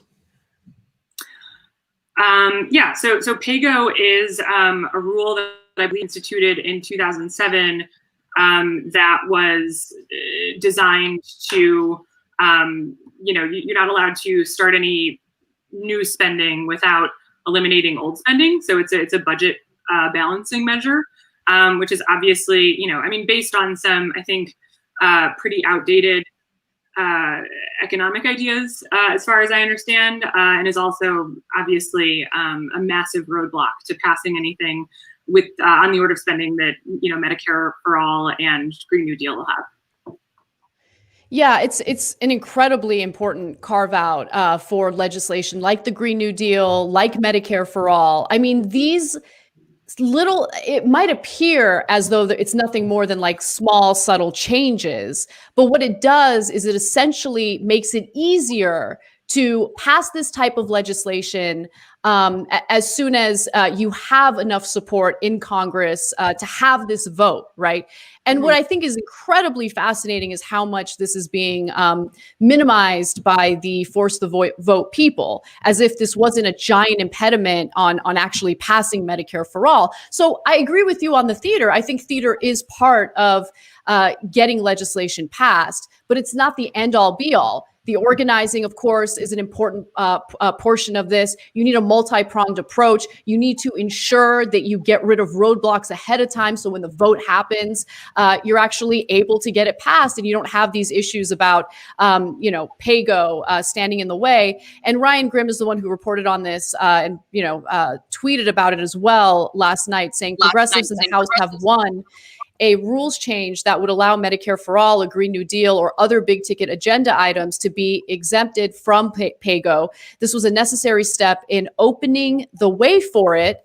And AOC also chimed in on this, saying, these rule changes are a big deal, and not only on healthcare, they are structural changes in the House that level the playing field for a full suite of flagship legislation, locks in that field for the next 2 years, and establishes precedent for after. This is not easy, or this was not easy. And, she didn't detail what progressives were up to behind the scenes when this force the vote debate started on Twitter, but my guess is this was part of the strategy that she was alluding to without giving much detail on Twitter, because, you need to get corporate Democrats on board to vote in favor of carving out these exceptions for PAYGO. Again, I just think it's interesting that these are the types of things that get minimized. I get it. People are angry. I'm angry too. When I'm angry, I do all sorts of things that feel good in the moment. But then later I reflect back and think, oh, maybe that was a little counterproductive. Maybe I should have been a little more strategic in how I responded to that. I feel like that's what's happening this moment. And it's really shameful because all it's really done is it hasn't accomplished a damn thing. And it's divided the left, when in reality, we should be fighting in solidarity to get these policy goals accomplished. That was more of a statement than a question, but jump in. I think that's true. And it kind of leads me to, one important thing that I don't necessarily think has been brought up a lot.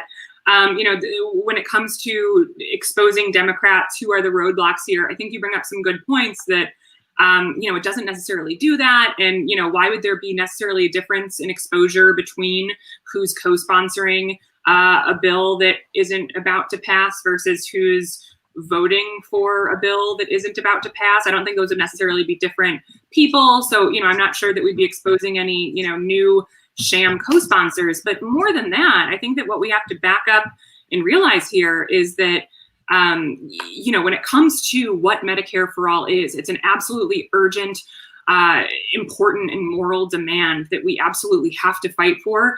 It's also really big. It's, arguably the most downwardly redistributive piece of legislation in American history. It fundamentally upends a $3.5 trillion industry. Now, of course, different parts of that industry are affected in different ways by Medicare for All, but it does fundamentally change how they're paid. It changes their business model. The degree of confrontation with capital here is, just mind-boggling and immense. And so what we have to realize is that means, and they haven't even really started pushing back against us yet, right? Like there's the United Industry Group for against single payer that's put in about, I think, $5 million. We have to expect when Medicare for All builds momentum, when we do start getting more powerful and getting closer to the realm where this can actually be passed, there's basically no limit to the amount of money and opposition that they will throw at us. And in that context, who's really for Medicare for All and who are the ones who are going to try to wiggle out of it? I think we have to understand that the majority of reps are going to try to wiggle out of it unless we build the strength to stop them. And that's what we have to do. And then that's more than just, how many people support Medicare for All in, a telephone poll. That has to do with, building so much power through, the labor movement and on the ground that they feel like their hands are forced into doing this. And that's what we have to think about. And that's an incredibly daunting task. I'm not trying to tell anyone it's not. And there is no, quick, fun trick. There's no hack to get us there sooner. And I think that's a lot of the promise that people saw in Force the Vote. And we have to think more broadly, and whether or not it happens. And there were people who were, pushing it on, or who were making points on both sides for great reasons. We should all be on the same side, and we should all be, thinking broadly about how to build that pressure to, keep all of the Democrats who have co-sponsored this bill and, others that will be elected in the future, that the only way we have to force them to support this is to, make a show of people power on an order that is just not comparable to what we have right now. This whole thing has had me kind of in a state of slight despair, because I think it strikes me as the culmination of a process that has been brewing since the defeat of the Bernie campaign, in that the Bernie campaign for president was a sort of organizing unit for the left in America. It was kind of, in a way, it was kind of like a slight version of the hack that you're talking about. I mean, there is no left power anywhere in the world, anywhere in history, without labor power. And the United States right now has the lowest labor power it's had in 100 years or in 70 years. And without that kind of organizing unit, which was the Bernie presidential campaign, we're revealed to not have any actual power. And what we're seeing is a sort of, it's kind of like a temper tantrum, or like a, just kind of a void in which this kind of thing just kind of emerges and sort of takes over the conversation and basically pits everyone against each other, and it becomes incredibly destructive. So I guess my question is, what do we do to create either a new organizing principle, kind of like the Bernie campaign, but also just more long-term build that kind of power that we need to do? I mean, it's just that's what this is kind of, I think, manifesting, is this sort of the sort of void that we're in right now, this kind of interregnum that we're in. And I don't know what comes next or what we should do next. Yeah, I mean, I think you're on the right. When you say the Bernie campaign was sort of this cool trick, this hack, this shortcut, I think that's true. But the key was, I think that at least my understanding of the Bernie campaign and why I was so passionate about it, why I, canvassed for him so many times in New Hampshire and Massachusetts, is because I thought that the promise of the Bernie campaign and his candidacy was that his prominence and his, presidency was potentially a hack to grow a movement. That's not typically how we think of movements, grown top down. But that he was kind of providing this organizing principle, and that's what got me excited. What he wasn't in himself was, a shortcut to getting the big things. People are right when they said, okay, but how's he going to pass it? He doesn't have the votes in Senate, and he didn't. How he was going to pass it was that he would accelerate, a movement in whatever term. I can't say what the timeline would have been, given the fact that he didn't win and it hasn't happened. But that he would be able to facilitate the building of a movement, which are the engines of history. We know that massive change on the order that Medicare for All would be requires a disruptive, large grassroots movement with people on the ground. And then I think that he was a way of getting there. And so I think that our marching orders are the same. The fact that Bernie hasn't won is, really it's demoralizing in a lot of ways. And I think that there has been, some confusion. I think that there's been a sort of power vacuum, and that there's not necessarily someone leading the movement in a way that he kind of came to. But that, there are local groups who are doing these kind of things. And if there's not local groups, then people can organize on their own. But, the answer to any question of, whether or not force the vote would have happened, whether or not any procedural vote happened, whether or not we get certain types of agitprop, all of it is going to require organizing with other allies, being out in the world, and, enlisting people to your side, making sure that those tactics are as effective as they can be. And so, that means that sometimes you're organizing with people that frustrate you and that you don't necessarily like personally, and that you are finding things in common with people who don't always agree with you. And, there's a different set of things that make sense on Twitter and, how people engage with others and how you engage with them in real life and in organizing spaces. And, I think that we have to start thinking about the latter. Yeah, no, I think that you make such a great point, which brings us to the second half of this discussion that I think is worth having. Previously, I wanted to just discuss the strategy, the upsides, the downsides, without involving a discussion about Jimmy Dore.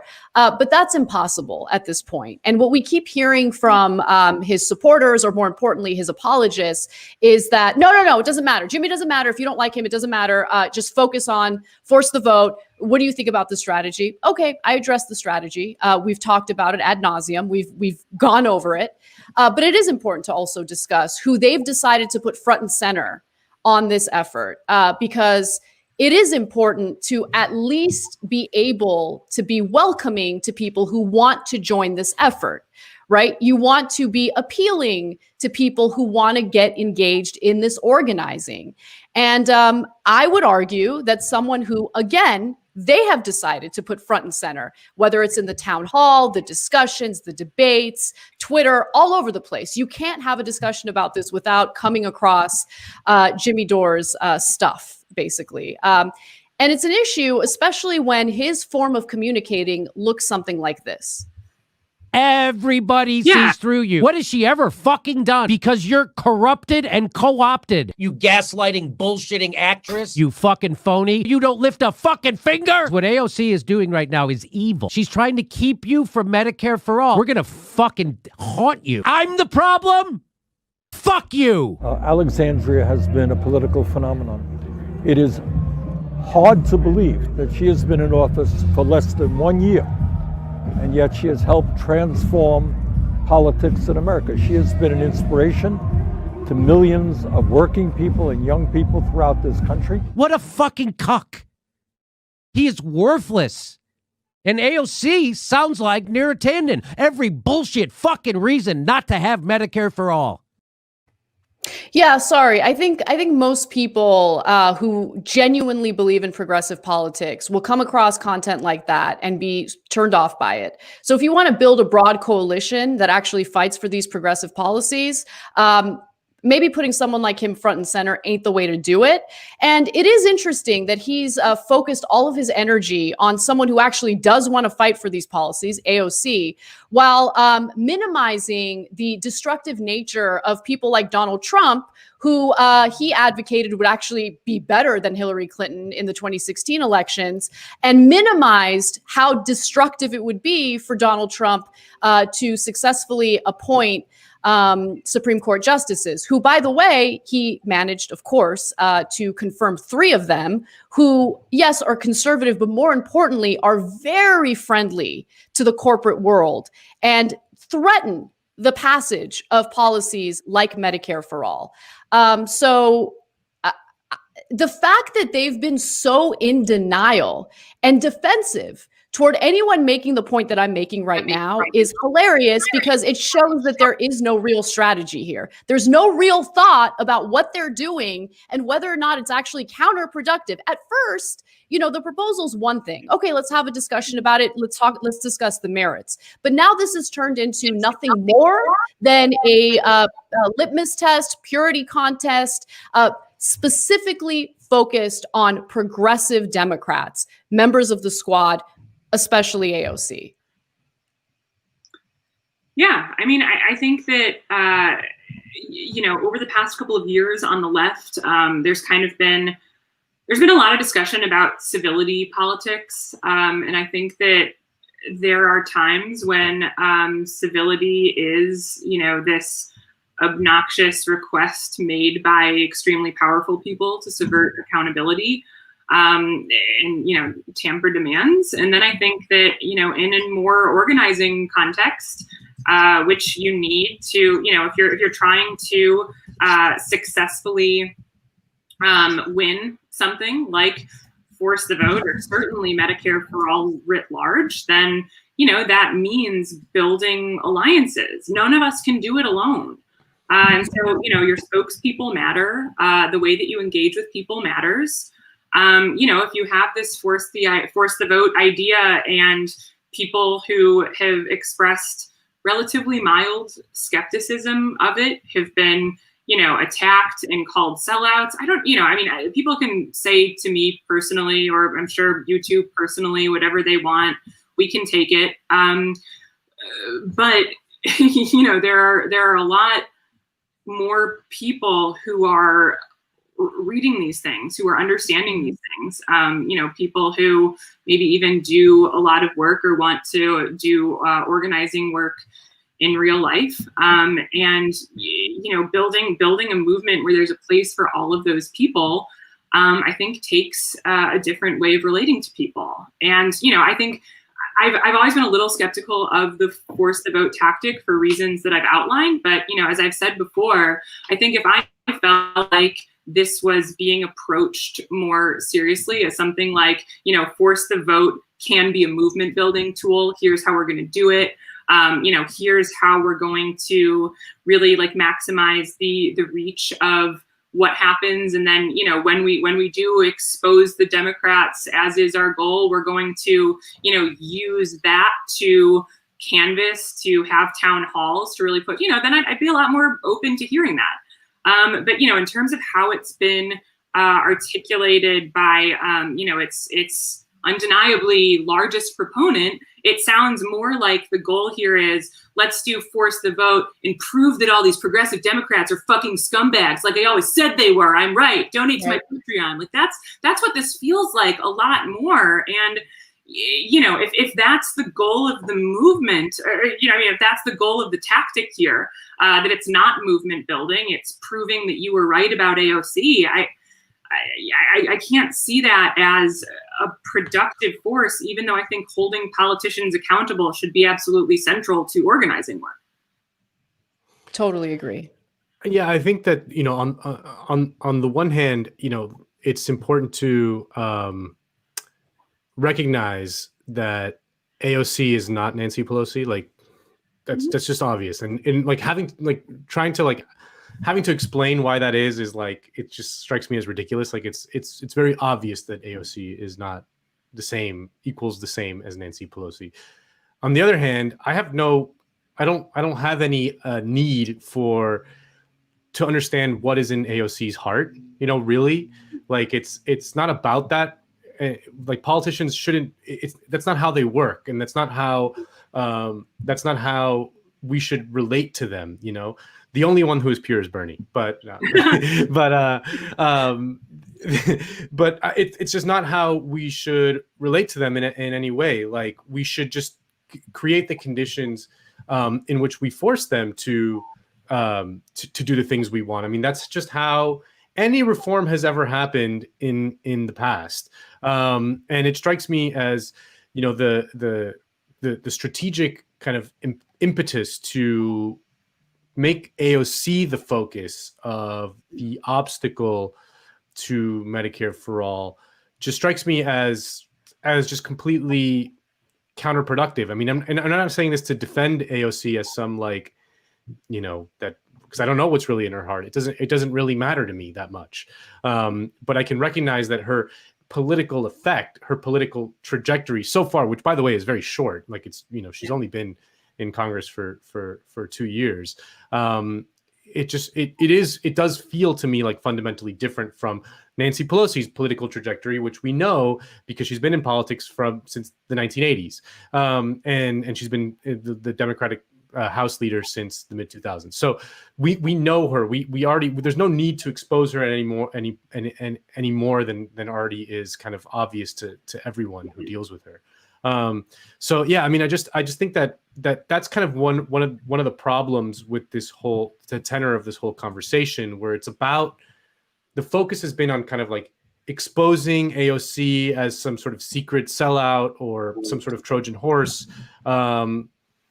I don't know, like I don't know that's in any way useful or not. Like it's not important to me. It's not it just doesn't matter to me. Like the real thing is what structural things can we change so that the power, so that the balance of power, so to speak, shifts in our direction. And that's that's and then politicians will react accordingly, even if they're the most horrible people you could ever deal with. Like, I mean, horrible people voted for civil rights. Horrible people voted for Medicare.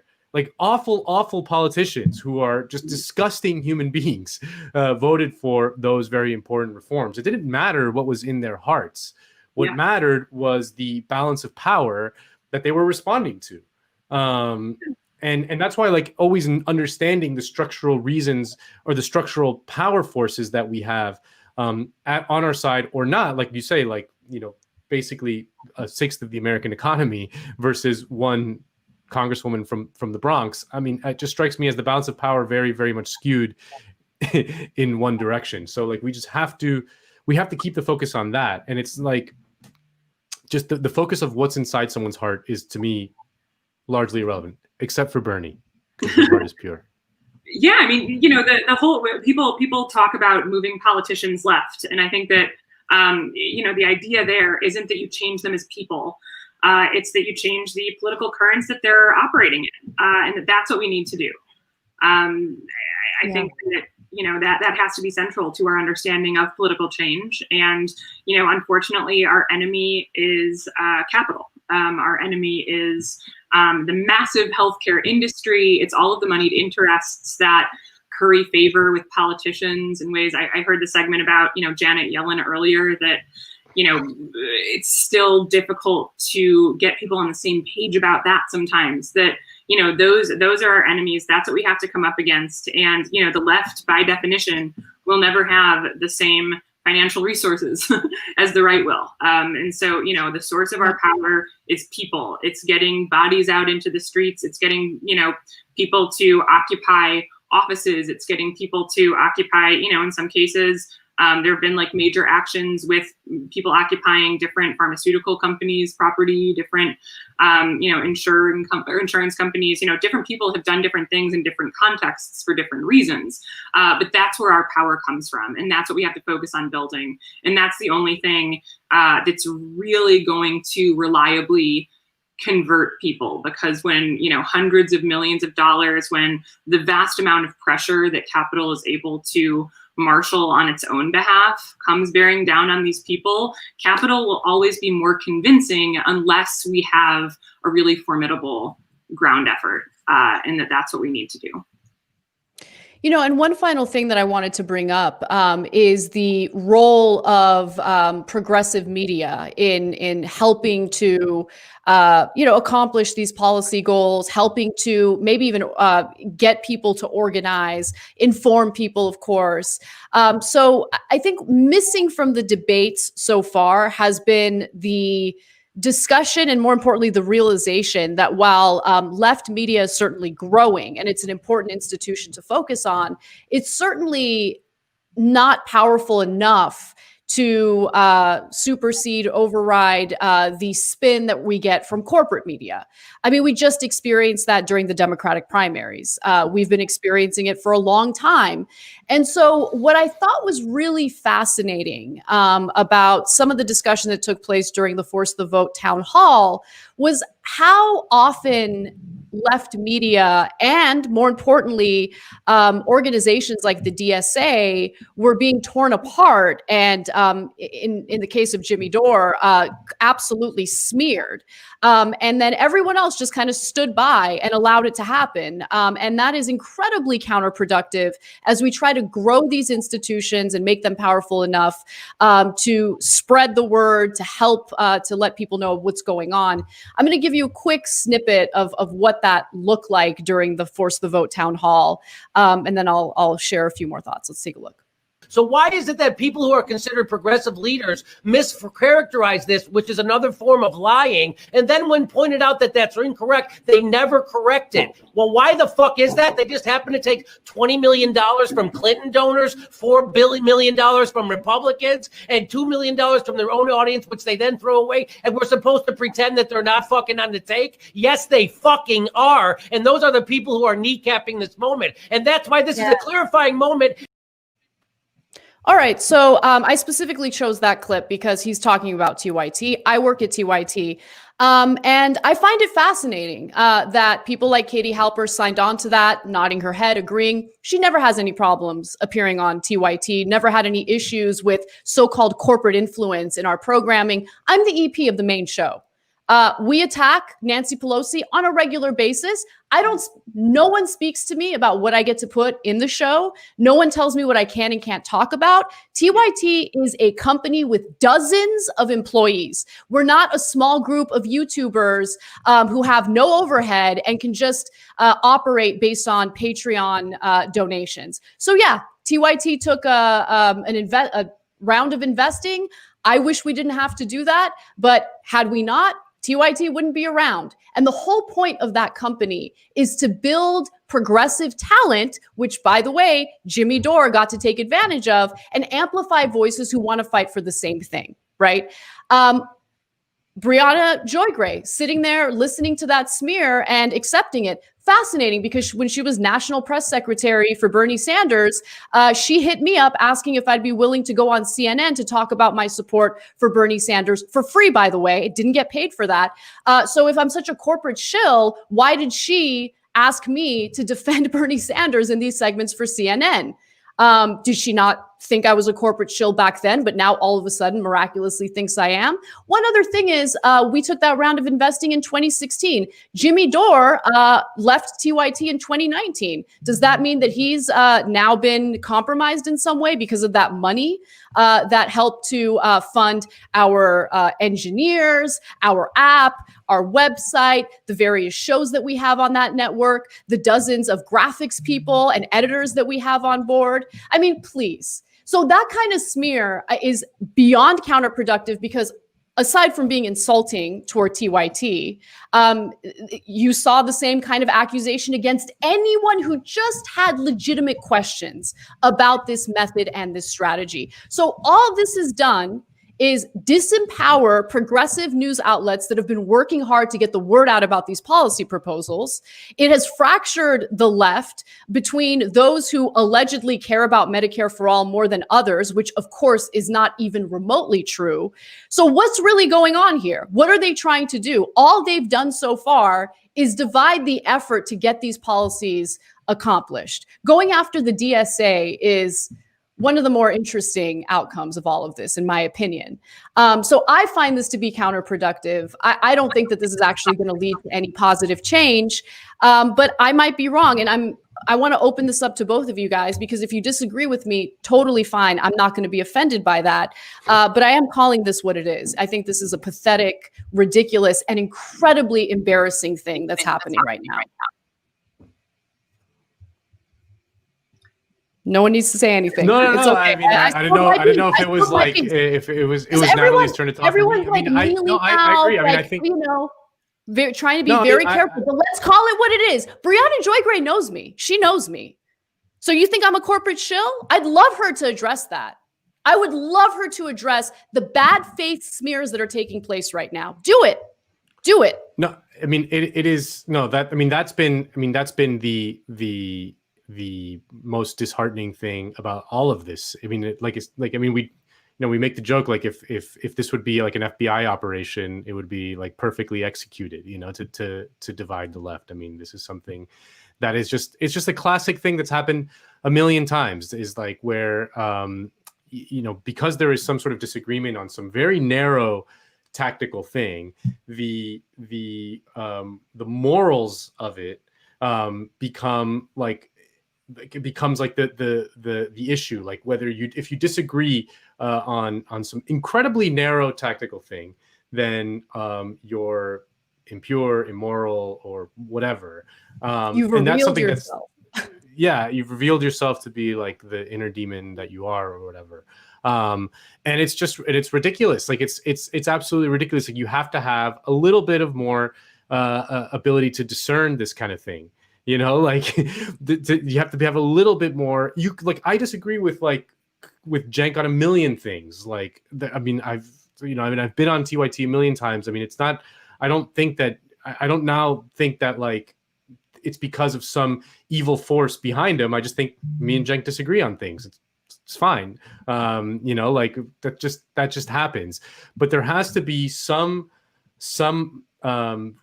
identification of who the real kind of enemies are, and TYT is very clearly not the real enemy of the left by any stretch of the imagination. It's just and it's one of those things okay, when you have to explain it, and it's like, well, you just kind of know it when you see it. I don't know, you kind of just know. I don't know, MSNBC is an enemy of the left. I know that in my bones.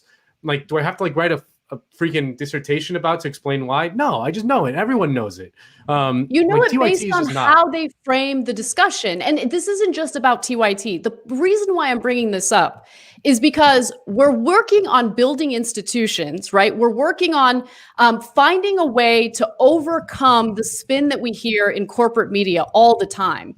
And they help to destroy our efforts.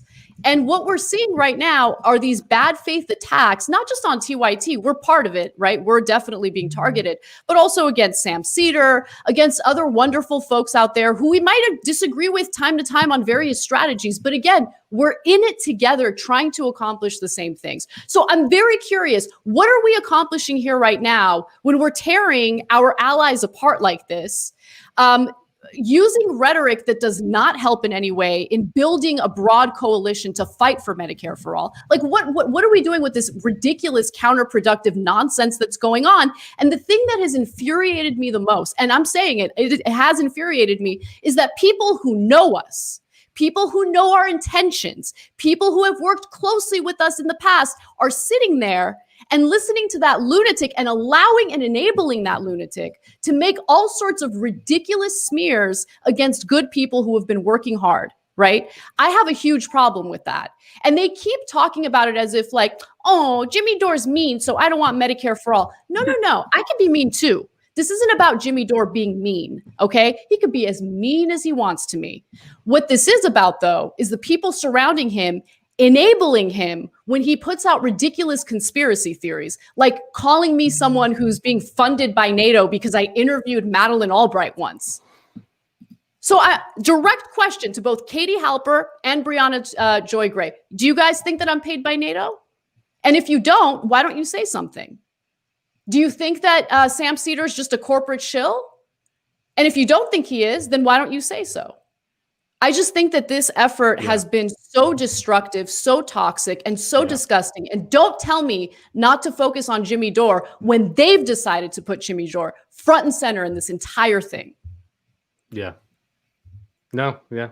I mean, I hope that the people that this has galvanized so much do continue to organize. I mean, I've said that so many times. Like, you know, as disappointing and frightening and bizarre as I think that the response has been from a lot of his super fans and from, you know, him in particular and some of his allies, I do think, you know, there are so many people who are, you know, into this in good faith, who, you know, really are, and obviously, like, there are incredibly morally justifiable reasons to be as angry at the state of healthcare system and about, you know, the political obstacles that we have. And so, you know, I hope that the people who are relatively new to politics, who got into it through his show, are able to, you know, find sustainable base building avenues. You know, I find it dismaying that his rhetoric and strategy is so antithetical to that and what that might look like. Yeah, I mean, it's dismaying. I don't know how else to put it. Yeah.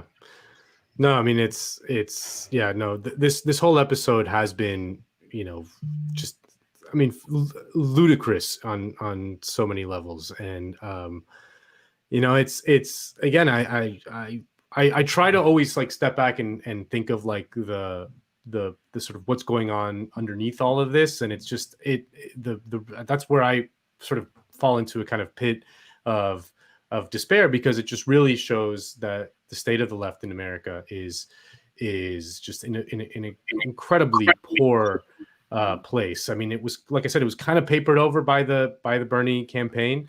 A lot of those issues were kind of put on the back burner, and it was just held together. This kind of very dysfunctional coalition was held together by the Bernie campaign, but this has just like unleashed all of it. And like, yeah, I mean, like what Jimmy Dore is doing is absolutely like awful. Like it's awful. Like and like it's just I can't think of anything like more destructive right now to building a left that is, you know, solidaristic, that, you know, kind of can work together, can coordinate to actually get meaningful gains in places, than having someone like him do what he's doing right now. I mean, it's just anyone who thinks that this is not like a just absolutely destructive force. I really don't understand it. I can't understand how, like, I understand, like, if you're just like some person kind of scrolling through YouTube and you come across, like, I understand like you becoming a fan, but like, I just don't understand how it can happen that people who are like pundits, who are, you know, are counting any of this. Like, it's just, it's very obvious what's going on to me. Like, like I said, if this were, I don't think it's an FBI operation. I don't believe that Jimmy Dore is an FBI agent, but if it were, it'd be executed to perfection. You know, like to just throw like a giant hand grenade in the middle of a very weak left in this country, and that's just that's what's happening right now, and it's absolutely dismaying. You know.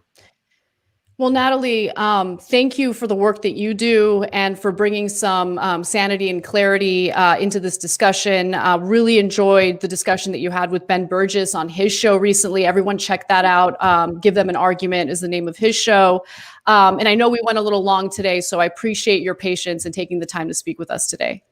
Okay, well, thank you guys so much for having me. And, you know, let's let's hope for clearer skies soon. Definitely. All right. Thanks, Natalie. So we have gone long, but Kale, do you want to maybe, if we have it, no pressure if we don't, any comment or super chat question you want to bring up? Yeah, so we have gotten, hey everyone, Hey, Kale. we've gotten a number of super chats throughout the show. A lot of people just kind of offering like support of what we're saying or very nice thoughts of Anna, of Nando, of Natalie, and I'm not trying to blanket over all of them, but there were quite a few of them. Some of them, also saying, that we should be leveraging the speakership, that we should be forcing the vote. I agree with that. Yeah.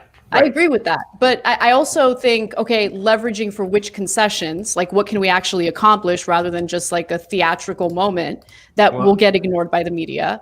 And more importantly, go ahead. No, sorry. No, sorry. Go ahead. No, I know what you're going to say, and I agree with you on what you're about to say. So definitely, bring this up. No, yeah. I mean, I think we shouldn't get any concessions. I think that if I were dictator of the squad, I would just and if they had the votes, I would probably just take Nancy Pelosi down. I mean, I'm going to outflank Jimmy Dore. I honestly think even if she does get replaced by Hakeem Jeffries, who's an absolute ghoul, I still think that would be a political earthquake, unlike we've seen in this country in a while. I mean, it at least demonstrates the leverage they have, right? And it could lead to at least a little bit of fear among corporate Democrats. So I agree with you on that. Right. And I hate Pelosi, so I'd love to see her out of that role.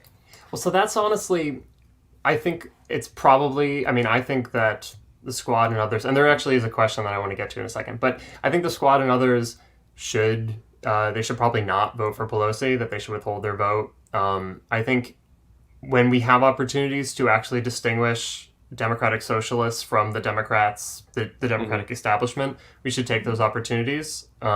I think not voting for Pelosi is a good way to say to the extent that people are paying attention, we are not the same thing as the Democratic Party. We are using the Democratic Party because it's a structural problem with our electoral system, but that we have fundamental differences and disagreements with the leadership of the Democratic Party, the Democrats that most people in this country genuinely really hate because of NAFTA, because of these overpromises and never delivering, because they used to be the party of working people and of labor and are no longer. And so it's this like deep disappointment in a party that once used to represent your interests. And so we have to say we're not associated with that Democratic Party. Like, we have to use the ballot line because there's a structural problem where third parties aren't viable in this country. And that might not be the case always. And there are, I think, there's some plausible suggestions about how to,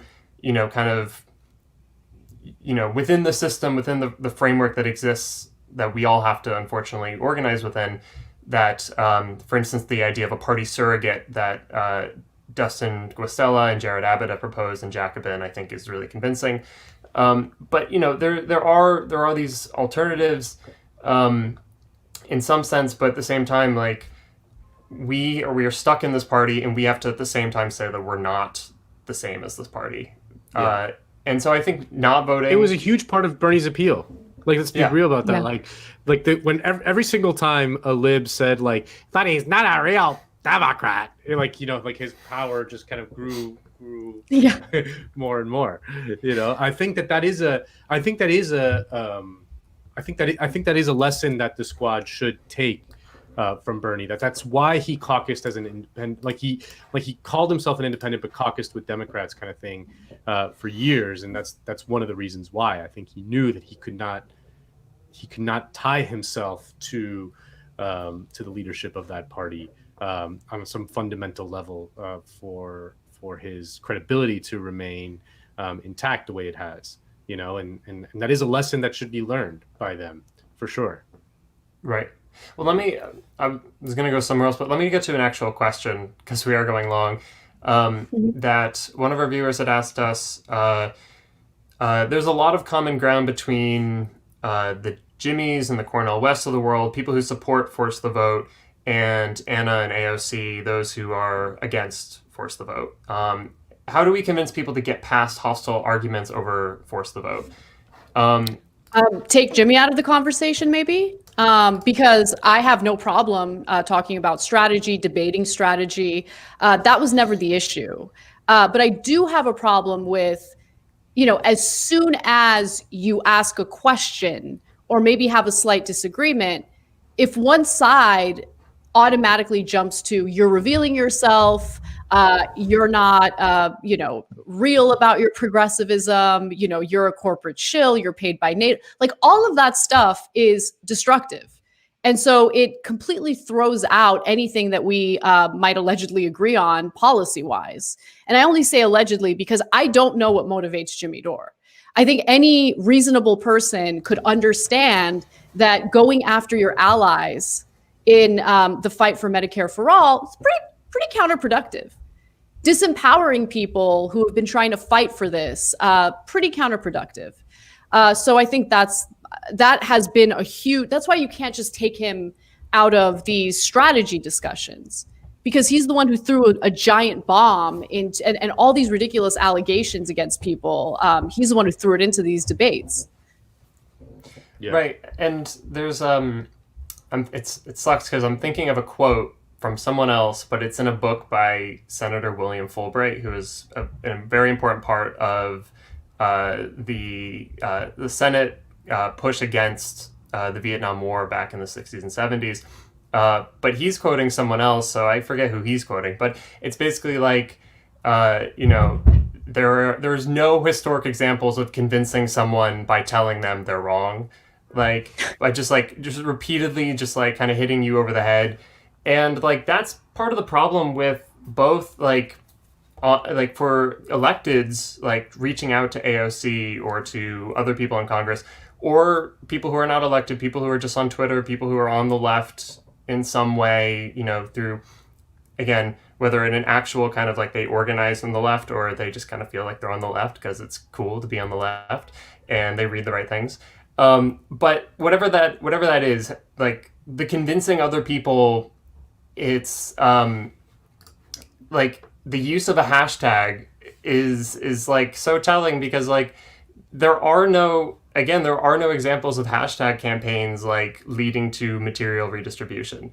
There are no examples of these petitions leading to, I think I said this a couple weeks ago, but the Obama era was full of these petitions of we need this politician to do the right thing and please do this thing.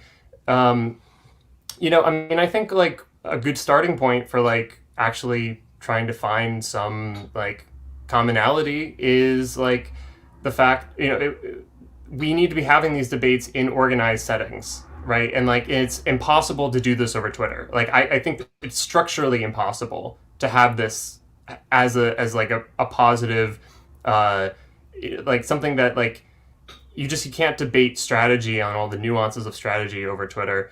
And then all it comes down to is whether it's the politician or whether it's particular media figures, do you believe the right things? Are you on the right team? And so, strategic questions, strategic discussions and debates should be over what are we doing next? Not does the person believe the right thing? It's how do we actually move forward? What action are we deciding to take? And there should be, in fact, a democratic process where, 51% says one thing and 49% says the other thing, and that everyone together, maybe not literally every single person, but almost everyone says, all right, those people won, these people lost, we're going to move forward, and we're going to, and we're going to hold together as a political bloc, as a coherent bloc. People that disagree can move on. But the left right now is so fractured in the way that Nando was saying a moment ago, and we don't have the institutions to actually incubate proper democratic and healthy debate and discussion.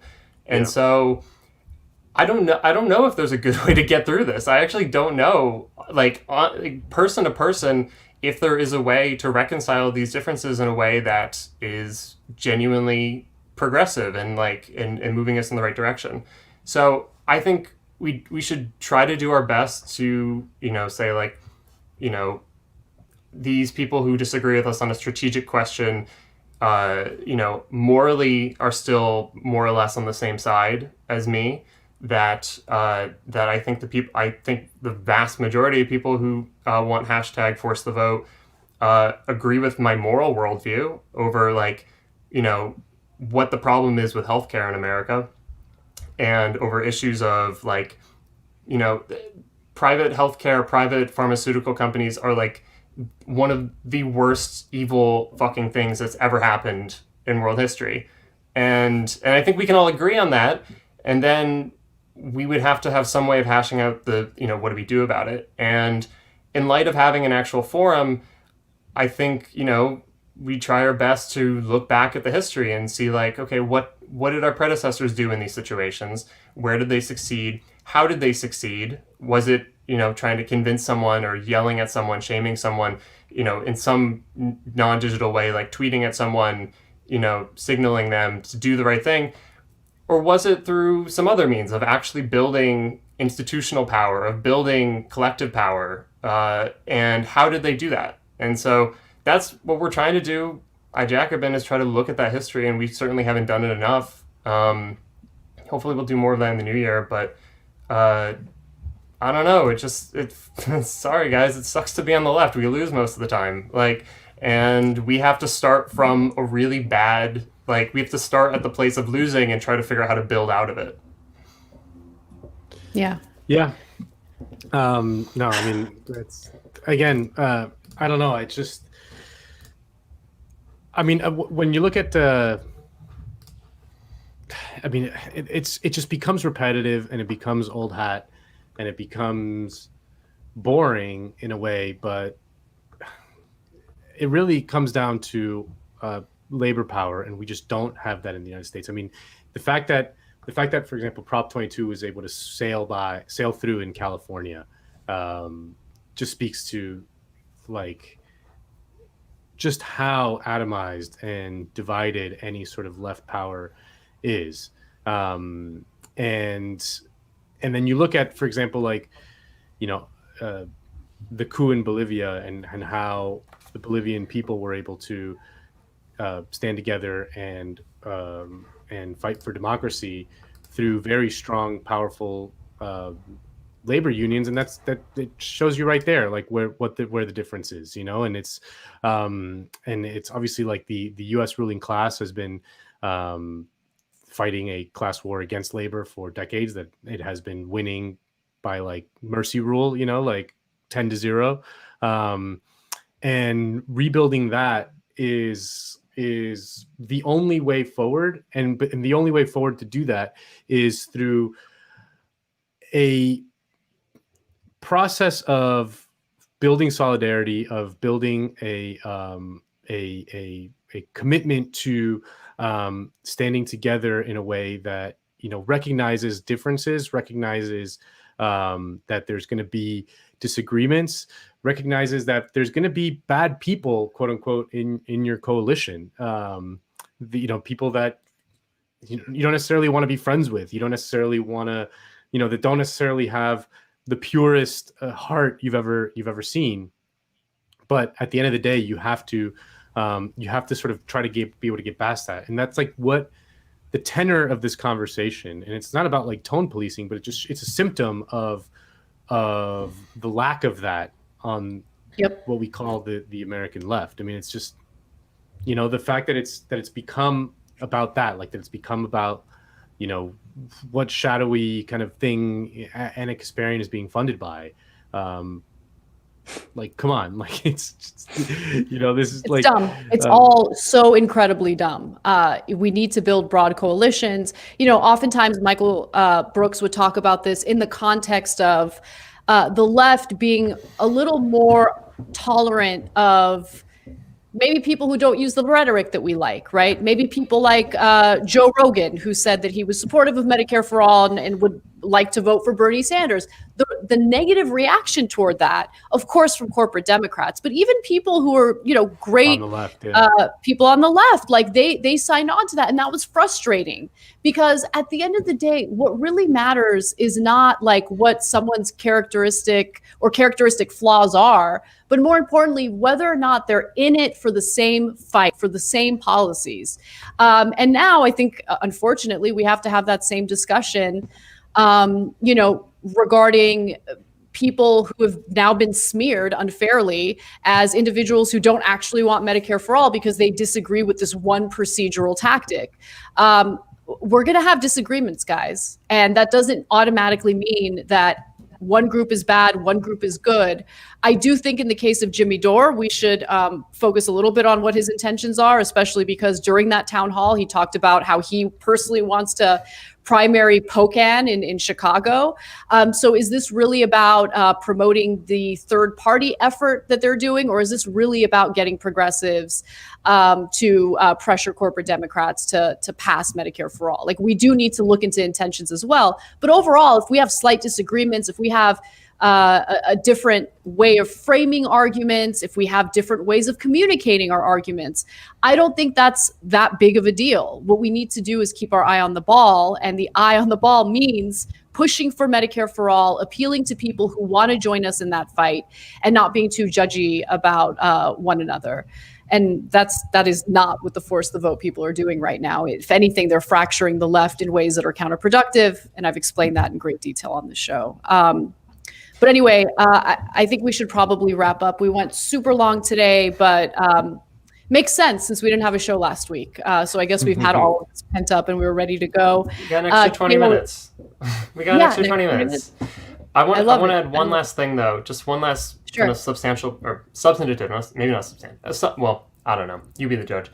A substantive point, which is that part of our challenge, too, is that the things that hold the left together right now, for the most part, are moral commitments. And that's not to say that those moral commitments are wrong. Like, they are correct. The left has to have a moral case for why living in a class society where a small number of people are exploiting and oppressing the vast majority of the rest of the population. Like, there is a moral argument that there is a horrifically unequal distribution of both resources and income. And we can say, it's deeply unfair, and that's moral, right? But the thing is that, if all we have is a moral argument, and all that we have that keeps the left together as a coherent thing, to the extent that it is coherent, if all we have is morals, then it's so easy to get fractured over these kinds of things where, we have slightly different understandings of why someone does what they do, or why, what are our commitments? How do we actually personally relate to or commit ourselves to these things?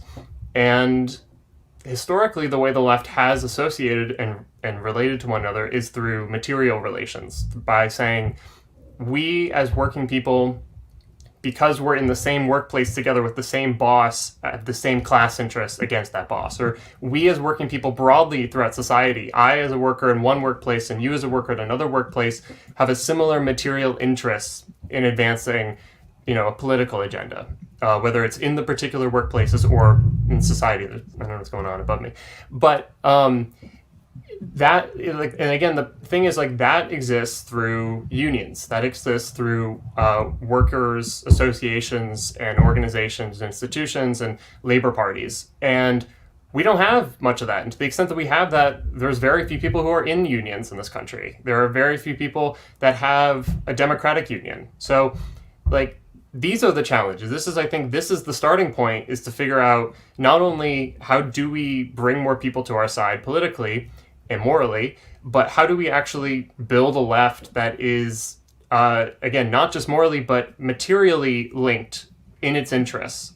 And again, don't have a great answer, because it's really tough, because the left in this country for 40, 50 years has been a moral left. And we need to, this is, again, if we're going anywhere, if any of our greatest aspirations for a better democratic, egalitarian society, it has to start here. It has to start with, how do we actually rebuild the strength of the left and of labor, of working people, of ordinary people having power in their lives.